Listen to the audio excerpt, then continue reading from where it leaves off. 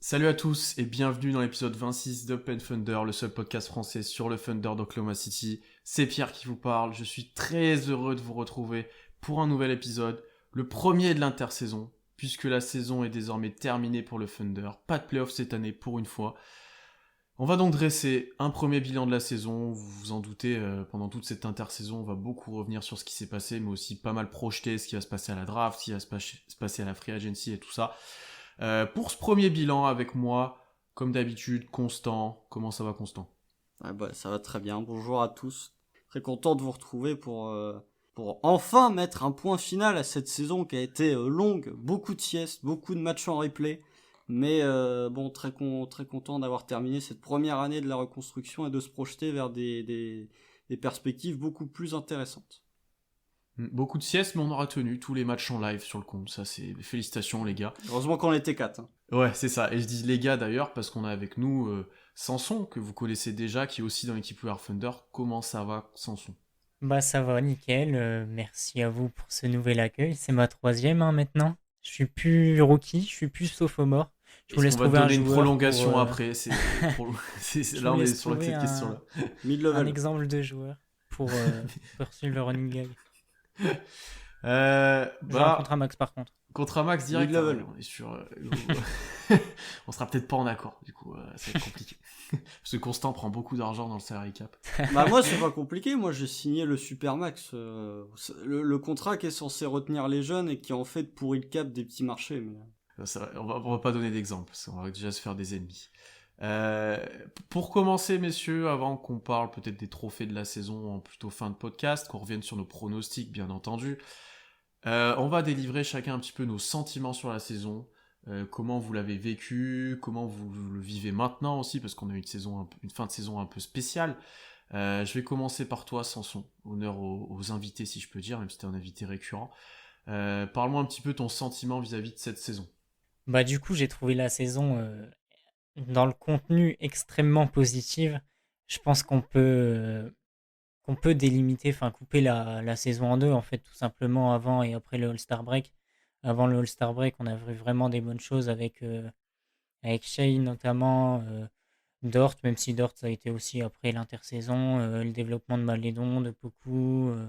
Bon, on reviendra après sur d'autres joueurs de toute façon, mais il y a vraiment une bonne chose que ce soit au début de saison, pardon, et après le All-Star Break, dans différents registres. Et puis voilà, enfin comptablement, c'est un peu moins bien parce que le dernier match cache un peu tout.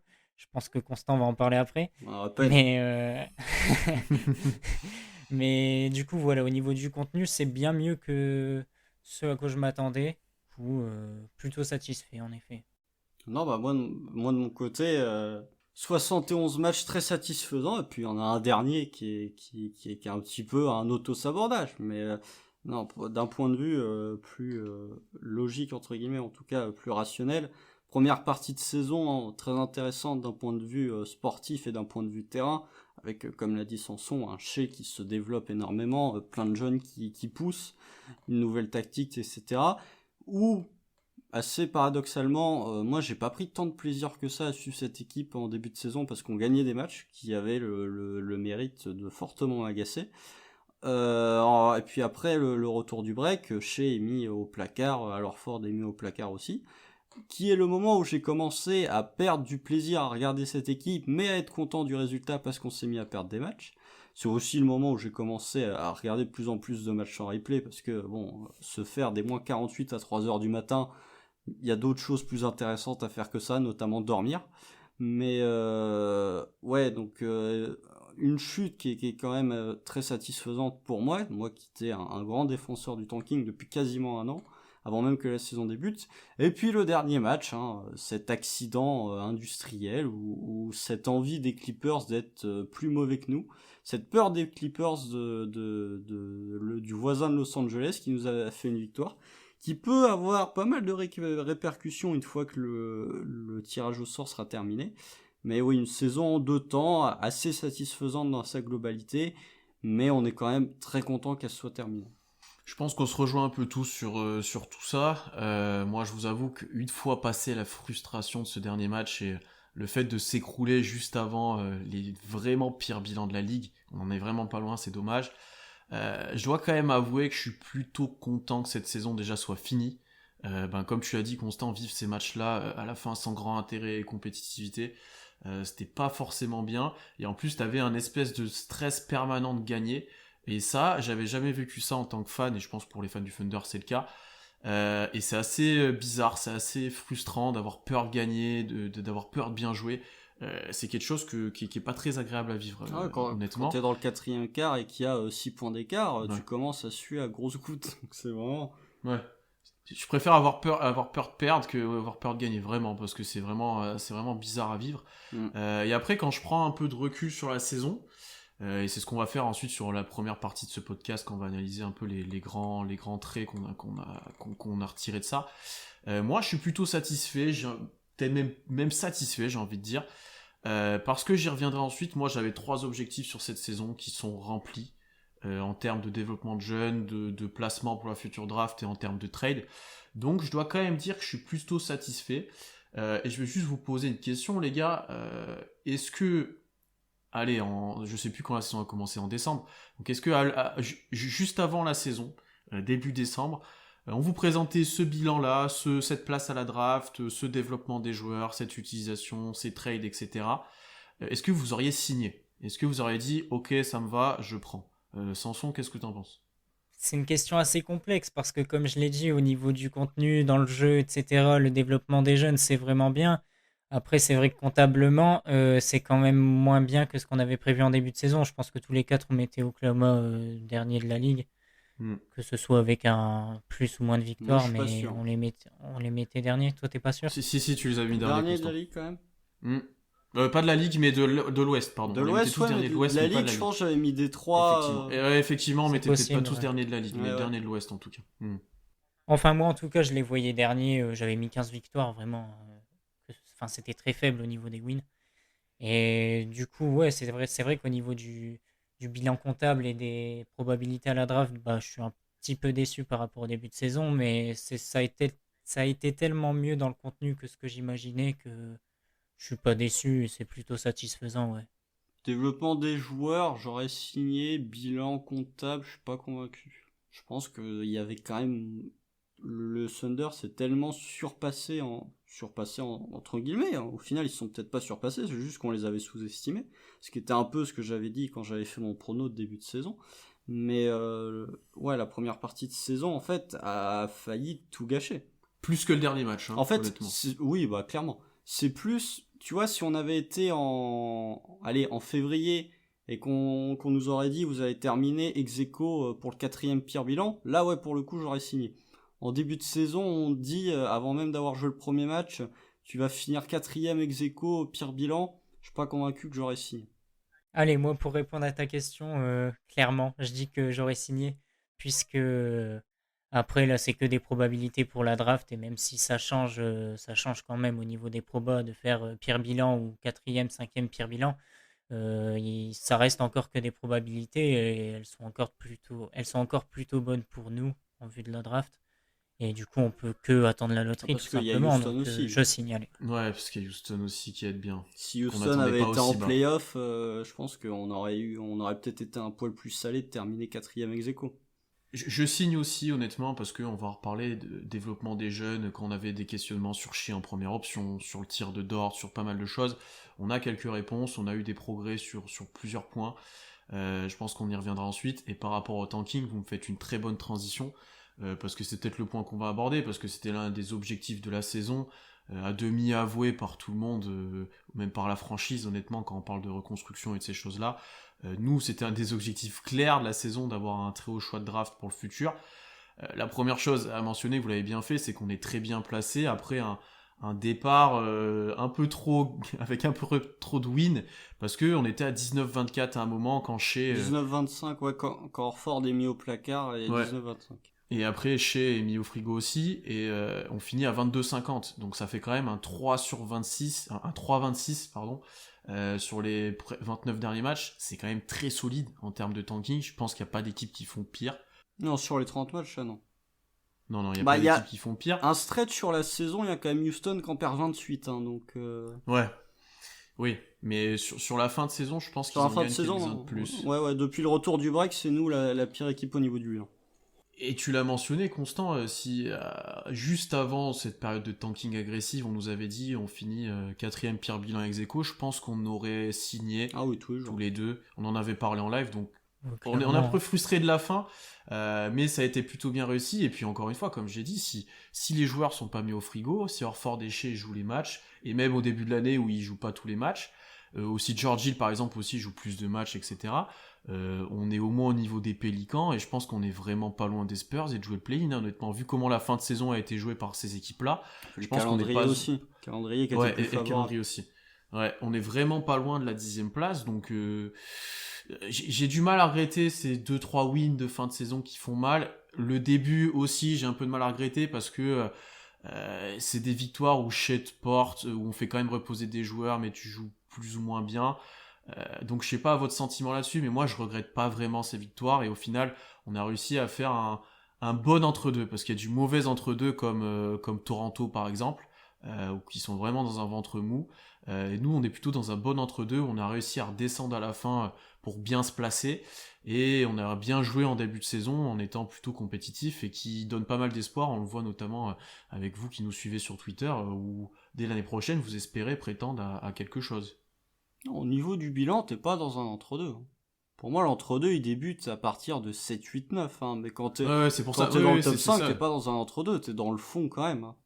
C'est un entre-deux en termes d'objectifs de saison. Il y a des équipes qui ont tanké presque dès le début. Et il y en a où tu vois, ils ont été moyens tout le temps. Nous, on a eu moyen au début, et après, on a réussi à descendre justement pour pas avoir un bilan moyen. Après, on parle de descendre, mais la blessure de Shea, elle est pas inventée. Hein. Il se blesse vraiment. Mm. Hein. Oui, bien sûr. Ouais, ouais, ouais. Après, si on avait été compétitif, il serait probablement revenu les 2 dernières semaines. Mais il aurait quand même loupé sa vingtaine de matchs. Hein. La blessure, elle vient pas de nulle part. Donc, Je suis même pas sûr de ce qu'il disait en interview de fin de saison, où il était pas encore à 100%, etc. Donc oui, on a dit il a été mis au frigo, nan, mais il était quand même t'es vraiment vraiment blessé. blessé. Pas le cas d'Orford aussi, Voilà. qui a quand même un impact important sur l'équipe, mais Parce que effectivement. Hartford, ça a été plus ou moins avoué dans l'article qui a été fait par Royce Young, qui a été publié la veille du soir où on enregistre ce podcast, où c'était déjà une discussion qui avait été entreprise avec Sam Presti au moment du trade d'Hartford. Il savait qu'il allait avoir un moment où il allait plus jouer. La blessure de Shea est le moment qui a précipité tout ça. Ce qui montre bien que sa blessure est un point de rupture dans la saison. Ce qui m'a vraiment plu, moi, dans la saison, c'est vraiment le fait qu'elle soit coupée en deux, en fait, qu'on ait vraiment bien développé les jeunes, qu'on ait vraiment bien développé SGA, et qu'après, on a tout massacré avec le tanking, avec le fait qu'Orford ne joue plus, le fait que Shea se blesse, et du coup, après, on a rattrapé le retard au niveau du tanking, et du coup, c'est plus ou moins... Enfin, c'est vraiment bien pour la draft, mais c'est aussi vraiment bien pour le développement des joueurs. Moi qui aime pas trop le fait de tanker et de gâcher une saison à pas développer les joueurs, bah là on a pu faire du tanking et développer les joueurs, donc c'est vraiment bien, je trouve. Et pourquoi on dit aussi on est plutôt satisfait de ce quatrième bilan et du choix de Houston qui nous aide bien effectivement, parce que si on gagne le tirage au sort, le tiebreaker avec Cleveland, on a 76% de chance d'avoir au moins un top 5. Si on le perd, 70% environ, ça fait quand même un petit écart, donc c'est quand même assez important ce moment-là. Et dans tous les cas, on aura moins de 30% de chance de ne pas avoir de top 5, qui était clairement l'objectif de la saison, avoir un top 5 de draft. Ça, c'était le gros objectif vu la prochaine draft. Ensuite, autre petite satisfaction quand même, c'est que le Heat donnerait quand même le pick 18, qui n'est pas scandaleux. Honnêtement, hein, c'est plus qu'acceptable pour le pick du Heat. Je pense pas qu'on le voyait peut-être aussi bas en début de saison. On pouvait espérer que ça soit dans ces eaux-là, mais c'est plutôt une satisfaction. On n'oublie pas aussi le pick 34 des Wolves, qui sera intéressant, hein, parce qu'on débute On n'a pas eu le deuxième pick des tour, Warriors, par contre. on n'a pas eu le pic des Warriors. Ça, effectivement, pas le pic ils des ont eu Warriors. un moment... On a un petit moment de ventre mou là qui a coûté, mais bon, un pic 34, je trouve que c'est une bonne compensation. On a surtout quand je quoi vois comment qui... Attends, on est 30... 34. pour les Wolves. Ouais. Ah, c'est pas possible. Les Wolves, ils terminent quoi, 6ème bilan? Ah, ou alors c'était le note de 34. 34, c'est le nôtre. effectivement. 34, c'est c'est le le nôtre. nôtre, voilà. Et les Donc Wolves, les ça doit Wolves être seront... 36. Voilà, oui, effectivement. Donc on a le 34 et le 36. Et je m'embrouille dans mes notes. Donc on aura 2 au choix au second tour. Plutôt Et intéressant sachant là-dessus. qu'en 34, qui a été drafté en 34 l'année dernière, Théo Malédon. Oui, voilà. Donc ne croyez pas que ça va être un nouveau Malédon non plus, mais ça peut être un choix intéressant. Ça peut être intéressant dans un package aussi à la draft, Oui. si Tu besoin. peux faire un 34 et 36 contre un 27-28. Exactement. Donc dans ces positions-là, est-ce que déjà vous êtes satisfait? Je pense que moi je le suis complètement. À voir Au après niveau la des loterie. positions à la draft? Ouais. En prévision, quoi. C'est-à-dire que soit t'as quand même 2 choix dans la loterie, soit t'as le 18 en backup, c'est plutôt pas mal, quoi. Moi, je pense que ça va beaucoup dépendre de la loterie aussi. Si on n'a pas le choix des Rockets et qu'on finit 7, Ah, voilà, si t'as 7-18, ça fout un peu le seum, ça quoi. change de 1-5, hein, ou même de 3-5. Ouais. C'est ça change vraiment beaucoup. Faudra attendre Après, la comme on le loterie. disait un peu en off, on a mis les chances de nos côtés. Maintenant, c'est dans les mains de Dieu, j'ai envie de dire. C'est du tirage au sort, Merci Ronaldo, mais Ouais, c'est ça. non, mais c'est entre les mains de l'enveloppe froide. Mais malgré tout, tu vois, on peut pas. Effectivement, ça dépend plus de nous, mais dans n'importe quel sport, t'as toujours une part de chance. Malheureusement, ta saison, effectivement, t'auras beau mettre tous les œufs enfin, non, c'est pas la bonne expression, mais t'auras beau mettre toutes les chances de ton côté. Bah, la malchance, alors effectivement, ça dépend pas de toi, mais ça reste que tu peux te retrouver avec le 7 et le 18. Et la malchance peut arriver ensuite, hein. Tu peux tomber sur le joueur qui se blesse et tu vois, ça peut arriver à la draft aussi. Oui, Donc il faudra encore avoir de la chance par la suite. oui, oui. Dans tous les cas, même si on n'est pas en playoff, notre saison elle est très loin d'être terminée. Oui, Oh, oui. sportivement, elle est Et finie. elle fait même que commencer, hein. Ah oui, clairement. Oui, sportivement elle est finie, mais il reste J'ai- encore beaucoup de j'ai- choses Je à viens jouer. d'écouter, j'écoutais avant d'enregistrer un podcast de Down to Dunk là, avec Andrew Schleck qui disait que ça serait probablement l'intersaison une des intersaisons historiques de l'histoire de la franchise, une des plus intrigantes à suivre, etc. Même dans les choix après de Free Agency, avec le cap, ça on aura l'occasion d'y reparler. Donc ça sera très intéressant à suivre, il y aura beaucoup de mailles à analyser, beaucoup de choses à voir. Je sais pas si elle sera historique. Je pense que c'est surtout, elle définira, je pense, ton schedule, ton calendrier de reconstruction. Si, Oui, mais dans ce sens-là, elle peut l'être. C'est-à-dire que si t'as Cade, cette intersaison, elle est historique, tu vois. ouais, mais pour moi, si t'as pas un pick top 5, c'est pas catastrophique. Enfin, bon, c'est pas cool. C'est pas catastrophique non plus. Ça te fait juste perdre du temps sur ton rebuild. Là où dans les prochaines années, ça peut être catastrophique. Dans tous les cas, il y aura des loupés, hein. Dans les prochaines années, il y aura toutes les franchises qui ont reconstruit ont eu des loupés à un moment. J'ai l'impression. Bah oui, même Saminki, quand il draft Nerlens Noel, c'est pas, ou quand il draft Jahlil Okafor en 3, c'est un raté. Mais il est quand même reparti avec Joel Embiid et Ben Simmons. Donc, Bon, après, de toute façon, les ratés, c'est les lois du sport de manière générale, hein. Que ce soit à la draft ou ailleurs, il y a forcément des ratés, il y aura des blessures. bon, il y a il beaucoup y de aura ratés des du côté des surprises. Kings quand même, hein. Il y a certaines franchises Des qui franchises- sont spécialistes des Il ratés. y a des franchises qui sont plus spécialistes des ratés Ah, que voilà. d'autres, effectivement. C'est vrai. Là où on a été bénis, j'ai l'impression, nous, depuis un petit moment quand même. Ouais, À moins la ces draft, derniers temps notamment, quand même. Oui, moins ces derniers temps, mais en début de l'histoire d'OKC, ça a été assez incroyable. Ouais, bah, tu peux même prendre en compte Seattle, hein, parce que Ouais, il y a KD à Seattle, ouais. bah, même Ross, quand il est drafté, il a une casquette des Sonics. Hein. Oui, c'est une cassée, effectivement, mais même si... ouais, je suis d'accord. Non, mais même comme Constant le disait, de toute façon, il reste une part de chance et on verra ce que ça donne de toute façon, quoi. On peut pas vraiment se projeter tout de suite, ça va être compliqué parce que ça dépend trop des choix à la draft, des probabilités, donc on attend. Voilà peut-être pour l'objectif tanking dont on a beaucoup abordé ces derniers temps avec Constant, on en avait un petit peu marre, comme vous d'ailleurs, je pense. On va aborder un deuxième point qu'on a un petit peu mentionné, moi c'était mon deuxième objectif de la saison, c'est le développement des jeunes. On va pas forcément faire une analyse profonde de chacun d'entre eux, on fera peut-être ça d'ailleurs cet été, on aura le temps. Mais pour moi c'est peut-être le truc le plus réussi de cette année, parce que la place des jeunes déjà dans la rotation du Thunder a été importante, et c'est ces jeunes-là qui ont permis notamment de gagner des matchs sur la première partie de saison, en grande partie, il y avait Horford aussi par exemple, mais il y a une bonne partie des jeunes qui ont fait gagner des matchs, et après chacun d'eux, j'ai l'impression, même au cas par cas, qu'on en soit satisfait ou non, je pense notamment à un nom qu'on aurait pu espérer plus, et on va y revenir, Ça a fait quand même des grandes avancées dans leur carrière, bonne progression presque pour tout le monde. Et voilà, c'est le Young Core qui a montré cette année, c'est Shea, c'est Dort, Beasley aussi quand même, Maledon, Poku. On a vu beaucoup de ces joueurs-là, plus qu'on pouvait l'espérer, et on les a vus aussi évoluer dans des situations différentes, dans des rôles différents qui seront peut-être intéressants à suivre dans le futur.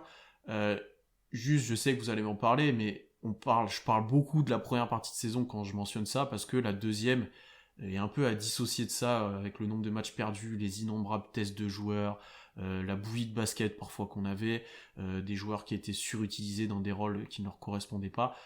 Mais je suis très satisfait de ce point-là, et de ce que j'ai cru comprendre, vous partagez un petit peu ce point, messieurs. Ouais, bah c'est ça. Bah, je suis d'accord avec toi, je vais y revenir de toute façon après, et pour pas me brûler, je vais pas trop m'éparpiller sur ce sujet. Mais oui, c'est vrai que de toute façon, surtout en début de saison, on a vraiment pu développer les jeunes, que ce soit chez, que ce soit Ty Jerome en fin de saison, que ce soit Malédon plutôt en début de saison, Poku en deuxième partie de saison. Chacun a trouvé son rôle et a pu se montrer à un moment ou un autre de la saison. Et on a vu de belles choses un peu de chacun. Je trouve qu'il y a des... faut dissocier en fonction des joueurs. En fait, je trouve que pour certains joueurs, le développement sur la première partie de saison est intéressant et pas du tout sur la deuxième. Sachant que quand on dit première partie de saison, c'est en gros le moment où Shea se blesse et la deuxième, c'est le moment où il est out. Oui, c'est les 30 derniers matchs et les 40 premiers, en gros. Voilà. À l'inverse, je trouve qu'il y a des joueurs dans leur développement qui est frustrant dans la première partie de saison et qui devient beaucoup plus intéressant sur la deuxième. Donc, alors, effectivement, si Tu peux dire des noms sans te brûler, Constant. Tu as le droit quand même de mentionner. Non, mais sans griller les cartouches, je pense que le développement de Dort sur la première partie de saison est plus intéressant que sur la deuxième. Et à l'inverse, je trouve que le développement de Beasley sur la première partie de saison est infect, alors que sur la deuxième, il a montré des choses bien plus intéressantes et bien plus propices à ce qu'on attend de lui dans le futur. Ouais, donc si tu prends dans sa globalité, effectivement, je suis d'accord avec vous, le développement des jeunes est peut-être la meilleure chose qui a été faite cette année au OKC. Après, Pierre, quand tu disais que OKC gagnait des matchs parce que les jeunes faisaient des gros matchs, en même temps, quand sur les 10 joueurs de ta rotation, il y en a 9 qui sont des jeunes, Oui. forcément, Oui, ils vont c'est se pas faire faux, gagner c'est des pas matchs. faux. Mais oui, non, sinon, d'un point de vue global, et pour prendre la saison dans sa globalité, sans même dissocier en deux parties, oui, effectivement, le développement des jeunes est une réussite. Oui, je suis d'accord avec toi pour étoffer un petit peu. Tu dois dissocier, je parlais plus au global, où, si je prends l'exemple de Poku, on a eu beaucoup de minutes, alors avec plus ou moins de succès. Baze a eu différents rôles, comme tu l'as dit, il a pu être exploité différemment. Un Malédon s'est tout de suite affirmé, on peut être satisfait que ça. Shea, on avait toujours cette impression que c'était pas un vrai meneur, que c'était qu'un 1B. On va en reparler ensuite, mais c'est une star, je pense, maintenant de la ligue. Enfin, il y a plein de choses comme ça tu peux être satisfait, quoi. Après, Moses Brown, Robbie, etc., on aura l'occasion d'en reparler, mais ces joueurs-là, j'ai un peu plus de mal à me projeter pour eux et à voir vraiment ce qu'on va en retirer. Je voulais en parler via un autre axe, mais du coup, au niveau du développement des jeunes, bah, je trouve que je voulais en parler via l'axe des changements de 5 majeurs. On n'a pas arrêté Les 5 majeurs n'ont pas arrêté de changer depuis le début de saison, surtout en deuxième partie de saison où vraiment il y a eu plein d'absents, que ce soit chez Horford qui n'ont plus du tout joué ou Muscala aussi, les départs de Hill, de Diallo, etc. Il y a vraiment eu beaucoup de changements de 5 majeurs et du coup, ce qui m'a un tout petit peu embêté cette saison, c'est que on a eu 35 majeurs, du coup 35 majeurs différents cette saison et c'est ça qui m'a embêté parce que ça permet pas d'évaluer les joueurs à leur juste valeur. Par exemple, bah, comme Constant le disait, Baisley en début de saison c'était vraiment pas top, mais du coup en fin de saison, le fait que ce soit un peu le bordel dans les rotations, ça lui a permis de mieux s'exprimer. Ty Jerome, ça a dû bien l'aider aussi parce qu'il n'a pas forcément besoin d'être entouré pour performer. Et par contre, des joueurs comme Malédon ou Dort qui sont plus dans le collectif d'une manière différente. Malédon, c'est plus dans le jeu collectif offensif. Et Dort, il se bat pour le collectif en défense. Ces joueurs-là, ils ont moins pu se montrer en deuxième partie de saison. Même si Dort a fait des grosses perfs statistiques, c'est pas le registre dans lequel on l'attend. Et du coup, je pense que c'est assez néfaste pour évaluer les joueurs. Moses Brown, il est toujours dans l'impact et du coup, ça a pu lui servir. mais qu'est-ce que ça donne dans une vraie équipe NBA? Bah, Kim Olajuwon, il suffit de voir le match contre les Clippers. C'est ça, le match contre les Clippers, bah, il Josh fait Hall, un nouveau match KD, énorme. hein. Mais... Ouais. C'est ça, mais du coup, c'est biaisé parce qu'on peut pas vraiment évaluer les joueurs. Typiquement, tu viens de le citer, Hall et Brown, on peut pas vraiment évaluer sur leur match face aux Clippers. Ça n'a pas de sens, quoi. On sait pas vraiment ce qu'ils valent dans une vraie équipe NBA et on peut que attendre l'an prochain parce que cette fin de saison, elle nous a pas servi de ce point de vue-là. Non, bah, je suis d'accord avec toi. Après, en fait, là aussi, il faut encore dissocier tes jeunes sur lesquels tu comptes, qui sont chez Dort, Poku, Baisley, et puis c'est à peu près tout. Et vous pouvez peut-être inclure Malédon, mais il est borderline. Ouais. Il est borderline. Allez, on va dire ton trio sur lequel tu comptes vraiment, c'est chez Dort, Poku, je pense. Mais même au niveau des autres joueurs qui rentrent pas forcément dans les plans à très long terme et qui ne vont pas avoir un grand rôle de toute façon, les Kenrich Williams ou même Jaylen Howard, je pense que dans une vraie équipe NBA, il peut avoir un rôle plus intéressant que là dans une équipe de G-League, hein, clairement. On peut pas vraiment l'évaluer en fait, c'est ça que je reproche un peu à la fin de saison de l'équipe. Justement, mon point, c'était que les jeunes sur lesquels tu peux faire confiance, tu peux les évaluer quel que soit le line-up. Clairement, Dort, tu le mettais avec n'importe qui, t'avais moyen de l'évaluer pour le futur. Baisley, pareil, Poku, pareil. Là où je te rejoins, Sanson, c'est effectivement pour les joueurs dont le potentiel reste encore à définir, les Moses Brown, les Isaiah Roby. Kenrich Williams, c'est à part, puisque lui, tu as des certitudes, c'est qu'il t'amènera toujours quelque chose, peu importe l'effectif. Effectivement, les joueurs plus jeunes, les Josh Hall, les Jaylen Howard, les Zvi, etc., sont des joueurs qui n'ont pas pu profiter et qui justement, cette évolution quasi systématique du 5 majeur en fonction des matchs, ça les a desservis. Sur ce point, je suis d'accord. Malgré tout, sur tes jeunes en qui tu crois très fort, je pense que la rotation de 5 majeurs n'a pas une grande influence sur les certitudes que tu peux avoir vis-à-vis d'eux. Je suis plutôt d'accord avec toi, Constant. Après, comme j'ai pu le dire, tu les as vus dans différents rôles, et là je vous rejoins tous les deux, qui sont plus ou moins adaptés à leurs skills. On parle de Dort notamment. Au début de saison, plus dans son rôle de role player plus, défense et tir. Là où en fin de saison, c'était le meneur et le créateur par passage, où il était peut-être moins à l'aise et moins efficace. Mais au moins, on a pu les exploiter de différentes manières. Là où pour le coup, ça profite pas, comme tu l'as dit, Constant, à des joueurs qui sont pas dans ton young core et qui sont pas importants dans ton futur, parce que tu les utilises pas dans leur là où ils sont bons et là où ça serait favorable pour eux. L'exemple de Zvi, on en reviendra ensuite dessus, je pense. C'est le cas pour moi parce que il a beaucoup trop de responsabilités pour ce qu'il devrait être, alors que ça devrait être plus un spot-up shooter. On l'a vu beaucoup balle en main par séquence. Alors il a fait un très gros match, je sais plus contre qui, l'un des derniers. C'est contre Golden State, non? Ou non, contre Sacramento? Ouais, c'est contre Sacramento. Ouais, c'est ça. Où il maintient un peu l'équipe en vie et c'est le joueur le plus dynamique, mais la plupart des matchs, en fait, tu vois qu'il est pas à l'aise dans ce rôle-là et qu'il serait bien plus à l'aise en spot-up où il reprendrait confiance dans son tir. Et c'est le cas pour pas mal des joueurs qui seront pas là tout le temps ou dont on n'est pas vraiment sûr du futur dans la franchise. Et ça, pour le coup, c'est un peu dommage. Et c'est un objectif que j'avais discuté dans un des objectifs de fin de saison après la deadline, c'était un peu de statuer sur ces joueurs, de voir ce qu'on pouvait en faire. Et effectivement, c'est pas vraiment le cas pour l'instant, bien qu'on ait pu les voir, bien qu'ils aient eu du temps de jeu. Moi, je sais pas ce qu'Isaiah Roby deviendra. Je sais pas ce que Moses Brown peut donner. La Chine. Oui, voilà, mais on parle de son début de saison de Roby quand il y avait une équipe un peu plus stable, en sortie de banc. Alors certes, défensivement, il y avait des limites, mais offensivement, il était intéressant. Tu vois, il était intéressant offensivement avec Shai Gilgeous-Alexander qui tournait à 25 points. Oui, mais du coup, Mais c'est ça une équipe NBA aussi. Ouais, dans le futur, il y aura des joueurs comme ça en fait. C'est-à-dire que Roby, si tu donnes 10 minutes en sortie de banc, c'est pas la même si tu mets dans le 5, 30 minutes où il a des responsabilités. C'est ça. Je dis pas que ça sera un joueur important. Je dis que du coup, sur cette fin de saison, j'ai du mal à voir ce qu'il peut donner et je serais pas surpris qu'il soit encore là l'année prochaine parce que, en fait, comment tu veux le juger sur ça?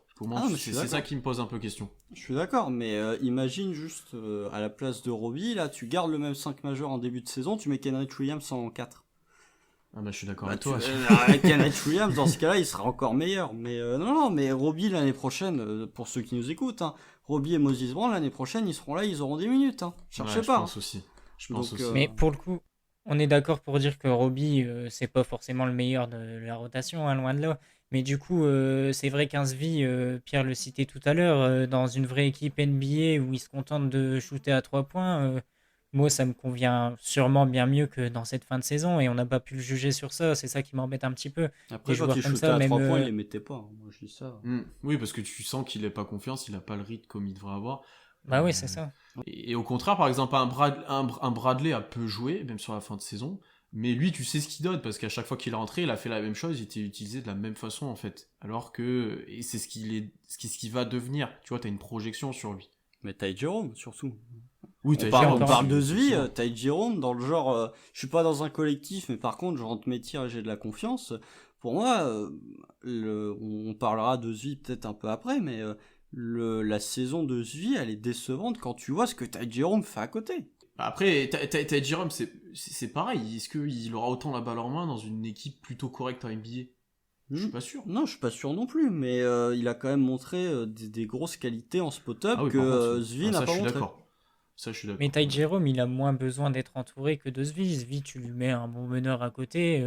Suffit qu'il ait des ballons en catch and shoot. Ça va être bien mieux que quand il prend des side steps ou des step back loin du panier. Ouais, mais Enfin, après, sa sélection de tir, elle est pas bonne non plus, Asvi, hein. C'est pas une question de collectif, c'est que sa sélection de tir, t'as vraiment l'impression que sur certaines séquences, le mec se croit pour Klay Thompson. Non. bah parce qu'il n'a pas le choix pour qu'on mette des points, tout simplement, vu qu'on n'a pas d'équipe autour de lui. Oui, C'est oui, ça. Où est la limite entre eux, il doit le faire et il le fait vraiment parce qu'il pense que c'est une bonne action. C'est ça, voilà. effectivement. Je dis pas que ça deviendra un grand joueur, mais juste qu'on laisse une chance à ces joueurs-là dans un vrai collectif. Comme Roby a pu le faire en début de saison, et au final, même s'il a montré de belles choses, on a vu que c'était pas extraordinaire. Mais que les autres aient leur chance, tout simplement. Ouais, ouais. Un point qui a plus porté à débat que je pensais, ce développement des jeunes.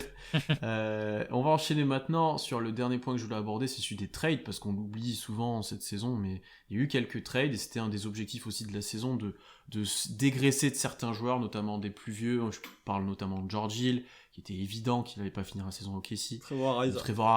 De Trevor Ariza, l'une de nos légendes, qui nous a pas rejoint cette année malheureusement. Il y avait aussi d'autres joueurs, on peut citer Darius Miller qui a été coupé malheureusement, t'as encore Muscala et Horford qui sont là, peut-être que le marché n'était pas assez fort à la deadline, voire inexistant, mais qui sont encore là. Si on revient juste sur ce qui a été fait, déjà de réussir à se séparer de Hill, bon ça il n'y avait pas trop de doute, mais le trade est plutôt correct, on en avait une analyse je pense cohérente au moment du trade, on était plutôt satisfait. Et je pense qu'on peut l'être. Ça dépend si Bradley est conservé. Si Bradley est conservé, ça sera plutôt une bonne chose. S'il n'est pas gardé, ça sera moyen. Et pour Ariza, bah, peu de choses à dire. De toute façon, il ne rejoindrait pas la franchise. Donc sur ce point, je suis là aussi un peu satisfait. Après, on pourrait peut-être en attendre un peu plus. Mais bon, c'était compliqué, je pense, pour les autres joueurs que j'ai cités. Tu gardes ta flexibilité financière. Ouais, aussi, ouais. Ce qui est un point, t'as pas tradé tes vétérans contre des contrats pourris. T'as récupéré aucun contrat pourri, tu vois, comme ça pouvait être le cas d'Alorford quand tu l'as récupéré. Tu récupères des seconds tours, tu augmentes ton stock de draft. T'as récupéré un jeune un peu, alors ça c'est peut-être le seul truc, voilà. Nous on en avait parlé en live, tu vois. Kevin Porter Jr., bon, vas-y, il a été récupéré contre un second tour. Jarrett Allen, il a été récupéré contre un second tour et 3 Twix aussi, bon. Peut-être, tu peux peut-être te plaindre de dire que tu as récupéré beaucoup de jeunes à talent durant l'intersaison. Tu as peut-être été un petit peu trop intentiste sur certains moves durant l'intersaison. C'est peut-être au niveau des trades, tu vois. T'es satisfait des trades qui ont été faits, t'es peut-être plutôt insatisfait des trades qui potentiellement auraient pu se faire et qui n'ont pas été faits. Ouais. Après, on a su. Enfin, le management a su virer les joueurs dont il ne voulait plus. Je pense que c'est le principal, ne plus avoir George Hill. Enfin, non pas qu'il ne le voulait plus, mais Oui. c'était un joueur qui voulait. Qui n'était pas prévu de On rester. n'en avait pas besoin, ouais, c'est ça. Trevor Ariza, c'est pareil. On a récupéré un petit second tour contre lui, c'est très bien, et puis voilà. Après, sur la fin de saison, on a vu que du coup, les jeunes, ils ont fait ce qu'ils pouvaient, et puis on verra à l'avenir maintenant, mais au moins, on a plus ça dans les pattes. Mm. Effectivement, c'était peut-être le point le plus court à aborder. On n'a pas trop parlé jeu collectif. Moi, de mon côté, je voulais pas trop en parler parce qu'il y a eu plein de choses différentes. Il y a eu, j'ai presque envie de dire, 2 équipes différentes, parce que quand tu joues avec Horford et Muscala, c'est pas la même chose que quand tu joues avec Brown et Bradley. Denio a dû s'adapter grandement au fur et à mesure de la saison, avec qui n'était là et pas là, et ça méritera, je pense d'ailleurs, un podcast spécifique à ce qu'on a pu voir de lui. Il y a eu beaucoup d'adaptations, beaucoup de systèmes, etc.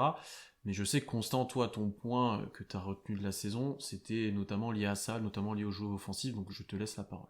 Alors moi je voulais parler de défense, mais je me suis dit ça va faire redite et à un moment ça va devenir un gimmick. Mais tu pourras parler de défense. Ouais, on en parlera. Si on n'en parlera pas, si on n'en parle pas ici, on en parlera quand on évoquera Degnault plus en profondeur. Non, le point quand même cette saison pour parler un petit peu tactique, même si voilà, nous comme on fait des lives et des podcasts quasiment chaque semaine, on a eu le temps de parler de plein de sujets, donc voilà.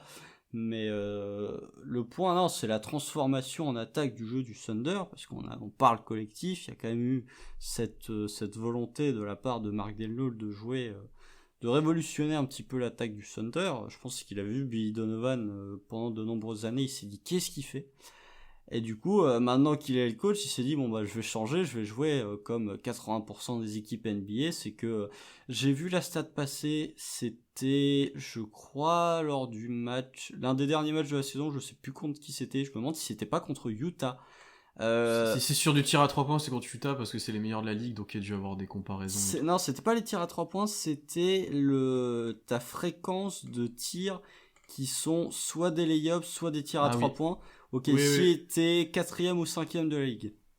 Donc en gros, OKC était dans le top 5 des équipes qui prenaient le plus de tirs dans la raquette ou à 3 points. C'est-à-dire que le jeu a un jeu très analytique, un jeu à mi-distance quasi inexistant. Donc ça, tu peux pas dire que ça a été fait en termes d'adaptation vis-à-vis de ton effectif, parce que t'as pas non plus énormément de shooters à 3 points, t'as pas non plus de joueurs qui sont capables de driver de manière exceptionnelle hors Miché. C'est une volonté du coach. Malgré tout, ça n'a... Pour moi, c'est une volonté du coach. Non, je reviendrai ensuite sur le personnel, mais...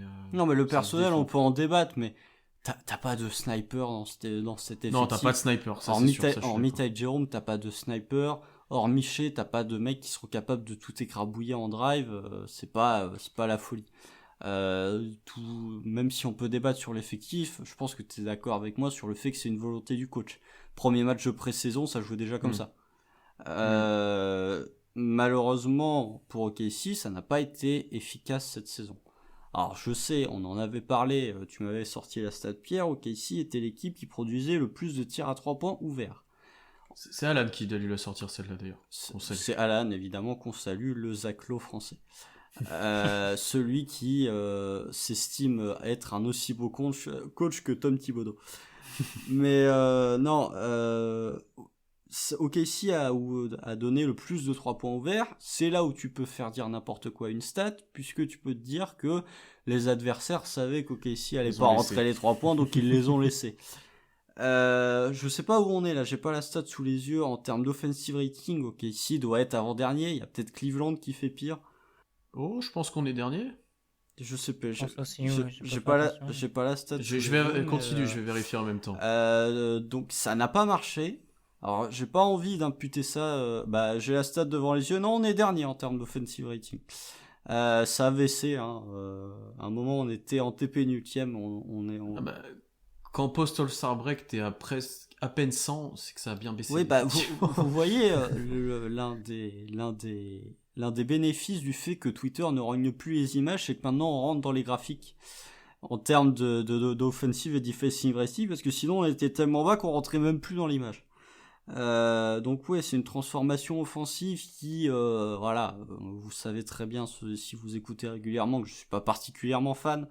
Après, la NBA joue comme ça, donc si la NBA joue comme ça, c'est qu'il y a forcément une raison.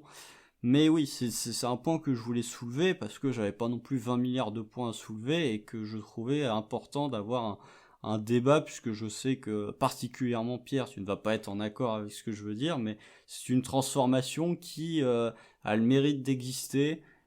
Est-ce qu'elle va être aussi nette l'année prochaine, avec un personnel différent? On verra, mais oui, pour moi, c'est la première grosse affirmation de Degnault en tant que coach. bien au-delà du développement des joueurs. Je vais te laisser enchaîner, Sanson, parce que j'en ai déjà discuté pas mal et je finirai là-dessus. Mais toi, qu'est-ce que tu penses de ce nouveau jeu offensif, cette nouvelle identité? Parce qu'il est clair que comparé à l'année dernière avec Paul, Schroeder, etc., on prend moins de mi-distance. Effectivement, on tire de plus en plus à 3 points et dans la raquette. Bah justement, comme tu l'as dit, on a plus Chris Paul et Schroeder, forcément, qui a moins de tirs à mi-distance. Parce Même que c'est Gallinari. ouais, et Gallinari aussi, c'est trois excellents joueurs dans ce registre. Mais la question que je me pose, c'est est-ce que Denio, il a fait ça par par simplicité, ou est-ce que c'est pour vraiment préparer l'avenir? Quand j'entends simplicité, c'est parce que c'est simple de jouer comme ça en faisant des pick and roll et en allant chercher les ailes pour shooter à 3 points Je suis pas quand tu convaincu peux que pas ce rentrer soit dans la raquette. si simple que ça, hein, parce que c'était quand même un jeu avec beaucoup de mouvements de balles. On l'a bien vu avec le nombre astronomique de pertes de balles qu'a eu OKC cette saison. C'est quelque chose que je veux réanalyser cet été, ça c'est les tout petits mouvements, des fois tu vois, on se dit ouais il y a le poste 5 à la balle en haut et ça bouge autour, et je pense qu'il y a bien plus de variations que ça en fait. Et c'est quelque chose que je veux revoir un petit peu, surtout sur la fin de saison, il a tenté des trucs Daynault honnêtement, et c'est plutôt intéressant à voir. Je trouve qu'il y a beaucoup de mouvements de balle, comme vous l'avez dit, mais mouvements de joueurs, moins, il y a pas énormément de coupes. Bah, de toute façon, on va pas vraiment aller chercher des coupes pour aller dans la raquette. Et ouais, c'est ça. Enfin, il n'y a pas vraiment de mouvement de joueurs, il n'y a pas beaucoup d'écrans non porteurs. Ça, c'est plus sur des décalages basiques et après tu cherches le shoot le plus ouvert, tout simplement. Moi, je trouve ça assez simpliste. Bon, forcément, c'est plus complexe que ça. Mais je me demande si ce sera vraiment comme ça à l'avenir ou si c'était pour pas trop donner de complexité aux joueurs pour cette première saison pour certains en NBA ou deuxième pour d'autres, quoi. Après, peu de mouvements off-ball, enfin peu de mouvements des joueurs off-ball, ça change pas beaucoup de Billy Donovan, hein. Très honnêtement. Est-ce que c'est une bonne comparaison aussi? Il y a des passages où il y en a plus, et Ouais, bah ça, je suis d'accord. Moi, je et trouve qu'il y a honnêtement, plus de ça, hein. Il y a plus de mouvements off-ball avec Mark Delnault qu'avec Billy Donovan, hein. Ça reste pauvre aussi en comparaison avec les autres équipes Ah NBA. bah je suis d'accord, mais tu passes de pauvrissime à petit pauvre. Si tu veux. Après, faut prendre en compte aussi la fin de saison, quand tu vois les joueurs qui jouent, quand tu vois que bah, là, le dernier match, enfin, c'est l'exemple qu'il faut pas prendre, mais il y a presque aucun joueur qui est dans la rotation en début de saison, vraiment. Enfin, il y a que beaucoup, quoi. Enfin, c'est compliqué de mettre en place un collectif quand t'es comme ça, dans une saison condensée où ça s'entraîne peu. Il y a pas mal de choses à prendre en compte qui font que, effectivement, le jeu était simple. Mais là où je rejoins Constant, c'est que je pense qu'il y a une vraie envie politique derrière de Daigneault de jouer comme ça. Je pense que le jeu l'année prochaine sera basé sur les mêmes forces, sera basé sur ce 5 qui joue un peu au large et qui descend ensuite, sera basé sur du drive qui ressort pour du 3 points le plus souvent. Parce que c'est ça aussi qui fait la sélection de tir du Thunder, c'est que Shea avait beaucoup la balle en main, c'est le joueur qui drive le plus de la ligue, bien devant Doncic, etc. Donc il fixe souvent les défenses, ou c'est lui qui va finir, etc. Il n'y a pas eu énormément de situations d'ailleurs où il a fini avec un poste 5 qui va au cercle. Bon, il a surtout joué avec Horford et Muscala, mais même en pick and pop, au final, ça représentait pas tant de possession que ça. J'ai l'impression qu'il y en avait, hein, mais c'est pas le truc qu'on a eu le plus en quantité. Donc c'était des balles qui ressortaient pour les extérieurs qui eux pouvaient sanctionner à 3 points. Là où un Dort, par exemple, je te parlais du personnel constant, Dort, son jeu, normalement, il se cantonne à 3 points, et si ça sort, je drive pour sanctionner, mais c'est pas du pick and roll, du mid-range, c'est très peu, tu vois, on a peu vu. Il y a que Poku et Malédon qui, pour moi, sont affirmés un peu dans cet aspect-là, peut-être un petit peu de Jérôme, un petit peu Kenrich Williams aussi, mais il n'y en a pas tant de joueurs que ça, en fait, qui ont les skills pour sanctionner à mi-distance, c'est ce qui fait aussi, certes, il y a de l'envie de Daynault de jouer comme ça, mais il y a aussi de ton personnel. Et ce qui fait qu'on n'a pas mis les tirs de loin et où ils ont été laissés par la défense adverse, c'est que t'as pas de talent. T'as pas de talent. Enfin, je suis désolé, les derniers matchs, qui score, quoi. Tu peux te poser la question au début du match, qui va scorer? Parce que Beasley est inefficace, beaucoup c'est encore inconstant. Pourquoi est encore plus inefficace? Oui, ouais, Ah, c'est ça vrai, dépend des hein. matchs, pas sur le dernier, quoi. Ouais, bah, mais en même temps, Beasley a pas joué le dernier. Je pense que s'il l'avait joué, il aurait bien mis son 20 aussi, hein. Vu la Ouais, raclette des oui, Clippers. oui, je pense qu'il aurait, ouais, vu comment Hall se baladait dans la raquette, je pense que Voilà. Beasley aurait fait mal. Malédon, c'est pas le plus en quantité, même si c'était un peu moins timide à la fin. Enfin voilà, tu peux te demander qui va scorer. Donc j'ai hâte de voir l'année prochaine ce qui est fait avec de nouveaux joueurs, avec un Shea peut-être présent tout le temps. Du coup, peut-être pas d'Orford ou peut-être pas ces joueurs-là, mais je pense qu'on verra à peu près la même chose collectivement, mais avec peut-être plus de talent, on espère, avec la loterie, etc. Mais oui, je pense plutôt que je suis satisfait de ce que je vois comme politique de jeu, parce que ça s'adapte plus à la NBA moderne, parce que tu gagnes énormément d'espace sur le terrain quand tu fais ça. Pour Shea, si tu te cantonnes à jouer que dans la raquette, Shea peut pas driver autant, il peut pas être efficace comme il l'a été. Je trouve qu'il y a des bénéfices à ça. Il y a des bénéfices à ça. Après, j'ai pas les chiffres en termes de pace. Ça, c'est quelque chose que toi et moi, Constant, on avait mentionné, je pense, en début de saison.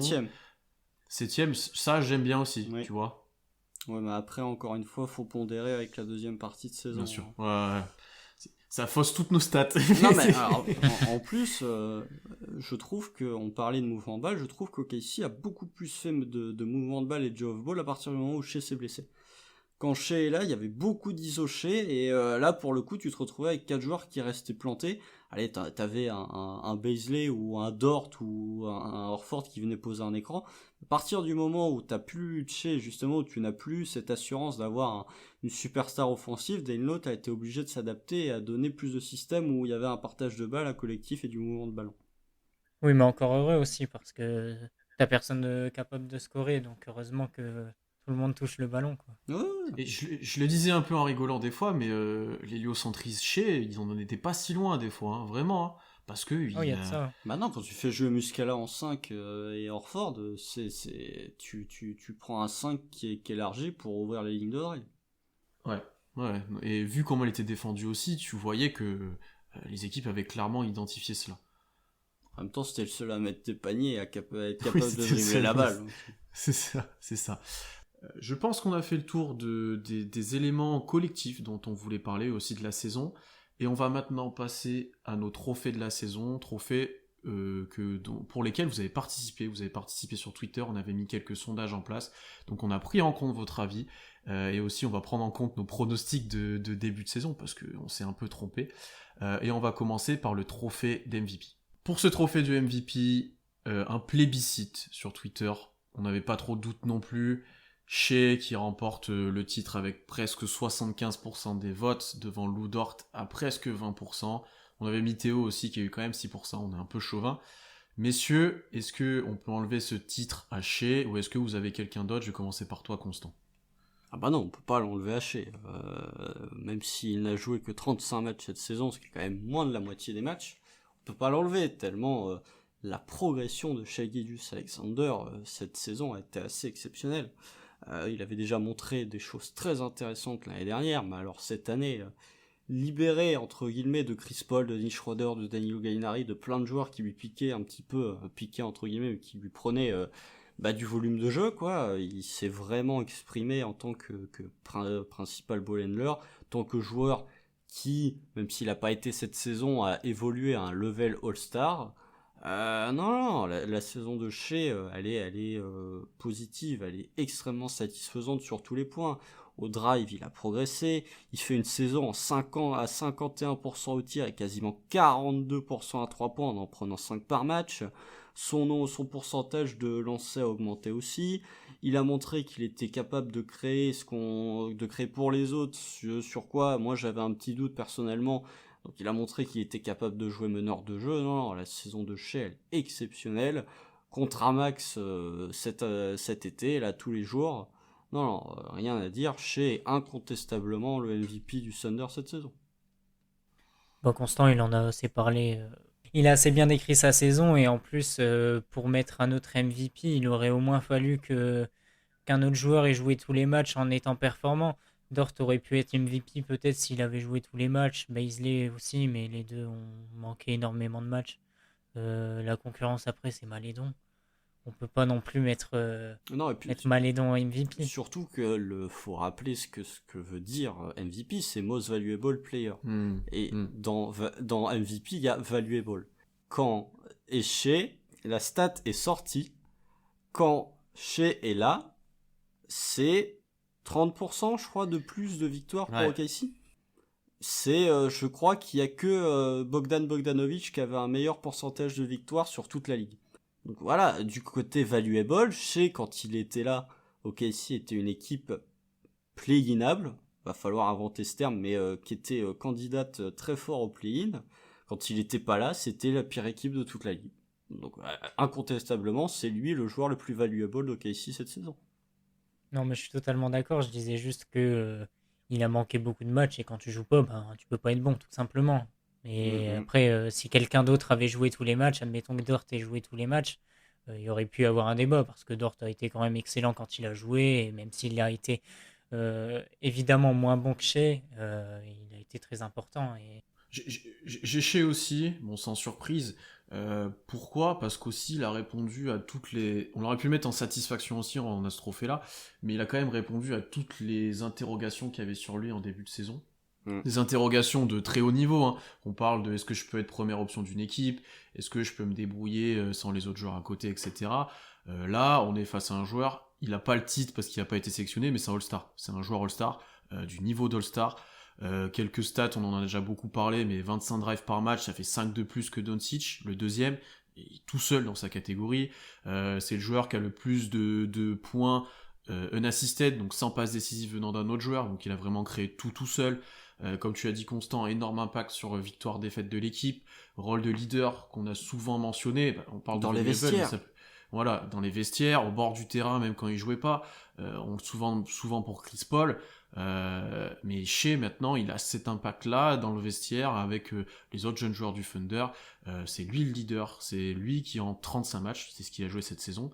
Il a pris le costume de patron de la franchise, de patron de l'équipe, et il est peut-être pas prêt de l'enlever pendant un petit moment. Donc là-dessus, on peut être que satisfait, et voilà, avec ce qu'il a produit, en termes statistiques, en termes visuels, en termes de tout ce qu'on veut.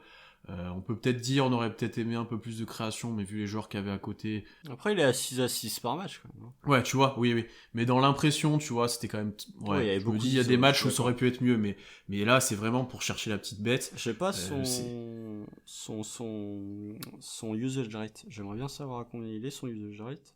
Non, j'ai pas grand-chose à ajouter sur Shea. On est sur une saison presque parfaite pour lui.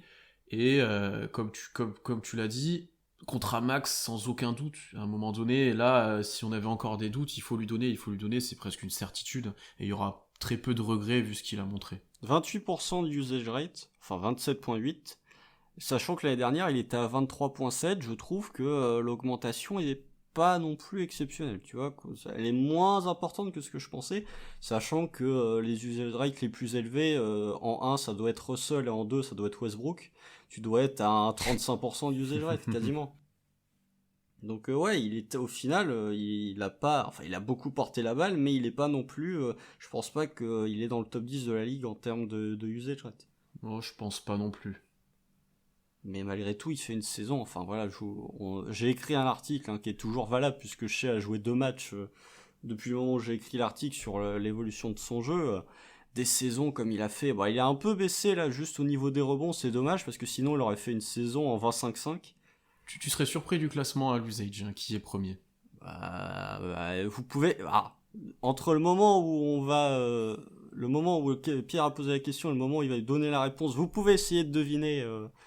Vous qui nous écoutez chez vous. Premier, c'est un intérieur. Joel Embiid. Ouais, Joel Embiid. Et Westbrook est borderline top 20, Bradley Beal est bien plus haut. Parce qu'il y a Bradley Beal. Non, mais c'était les précédentes années où il était haut dans l'usage rate, c'était une blague. Mais Chez 30e, en gros. Ouais, donc Westbrook a un plus gros usage que chez. Ouais. Ce qui est pas déconnant quand tu vois la seconde partie de saison de Westbrook. Mais oui, donc voilà, mais c'est juste dommage parce qu'il finit à 4,7 rebonds. Sinon, il aurait rejoint, comme j'avais tweeté, comme j'avais mis dans l'article, vraiment un club très très très fermé des joueurs dans leur 3e saison qui sont en 25-5 à 50% au tir. Bon, après, c'est juste honorifique. Hein. Oui, ça change pas sa saison. Non, ça change pas sa saison, mais tu vois, ça aurait été une belle, tu vois, c'est comme le All-Star, la sélection All-Star Game, ça change pas une saison, mais c'est toujours un petit tampon qui est sympa. Effectivement. On va enchaîner tout de suite avec le deuxième trophée qui sera peut-être un peu plus porté sur un débat. puisque c'était la surprise de la saison. Alors là, dans les votes Twitter, bien plus serrés. 38,8% pour Lou Dort, 32,1% pour Ty Jerome, 26,5% pour Kenrich Williams. Samson, est-ce que tu es déjà d'accord avec ce résultat ou est-ce que tu as favorisé un deuxième ou un troisième entre Jerome et Williams? Bah, je suis pas d'accord, puisque j'ai Williams, j'ai l'homme au mulet, puisque Kenny Hustle. c'est ça. Parce que bah déjà, au début de saison, j'attendais pas grand-chose de lui, comme beaucoup d'autres hein, d'ailleurs.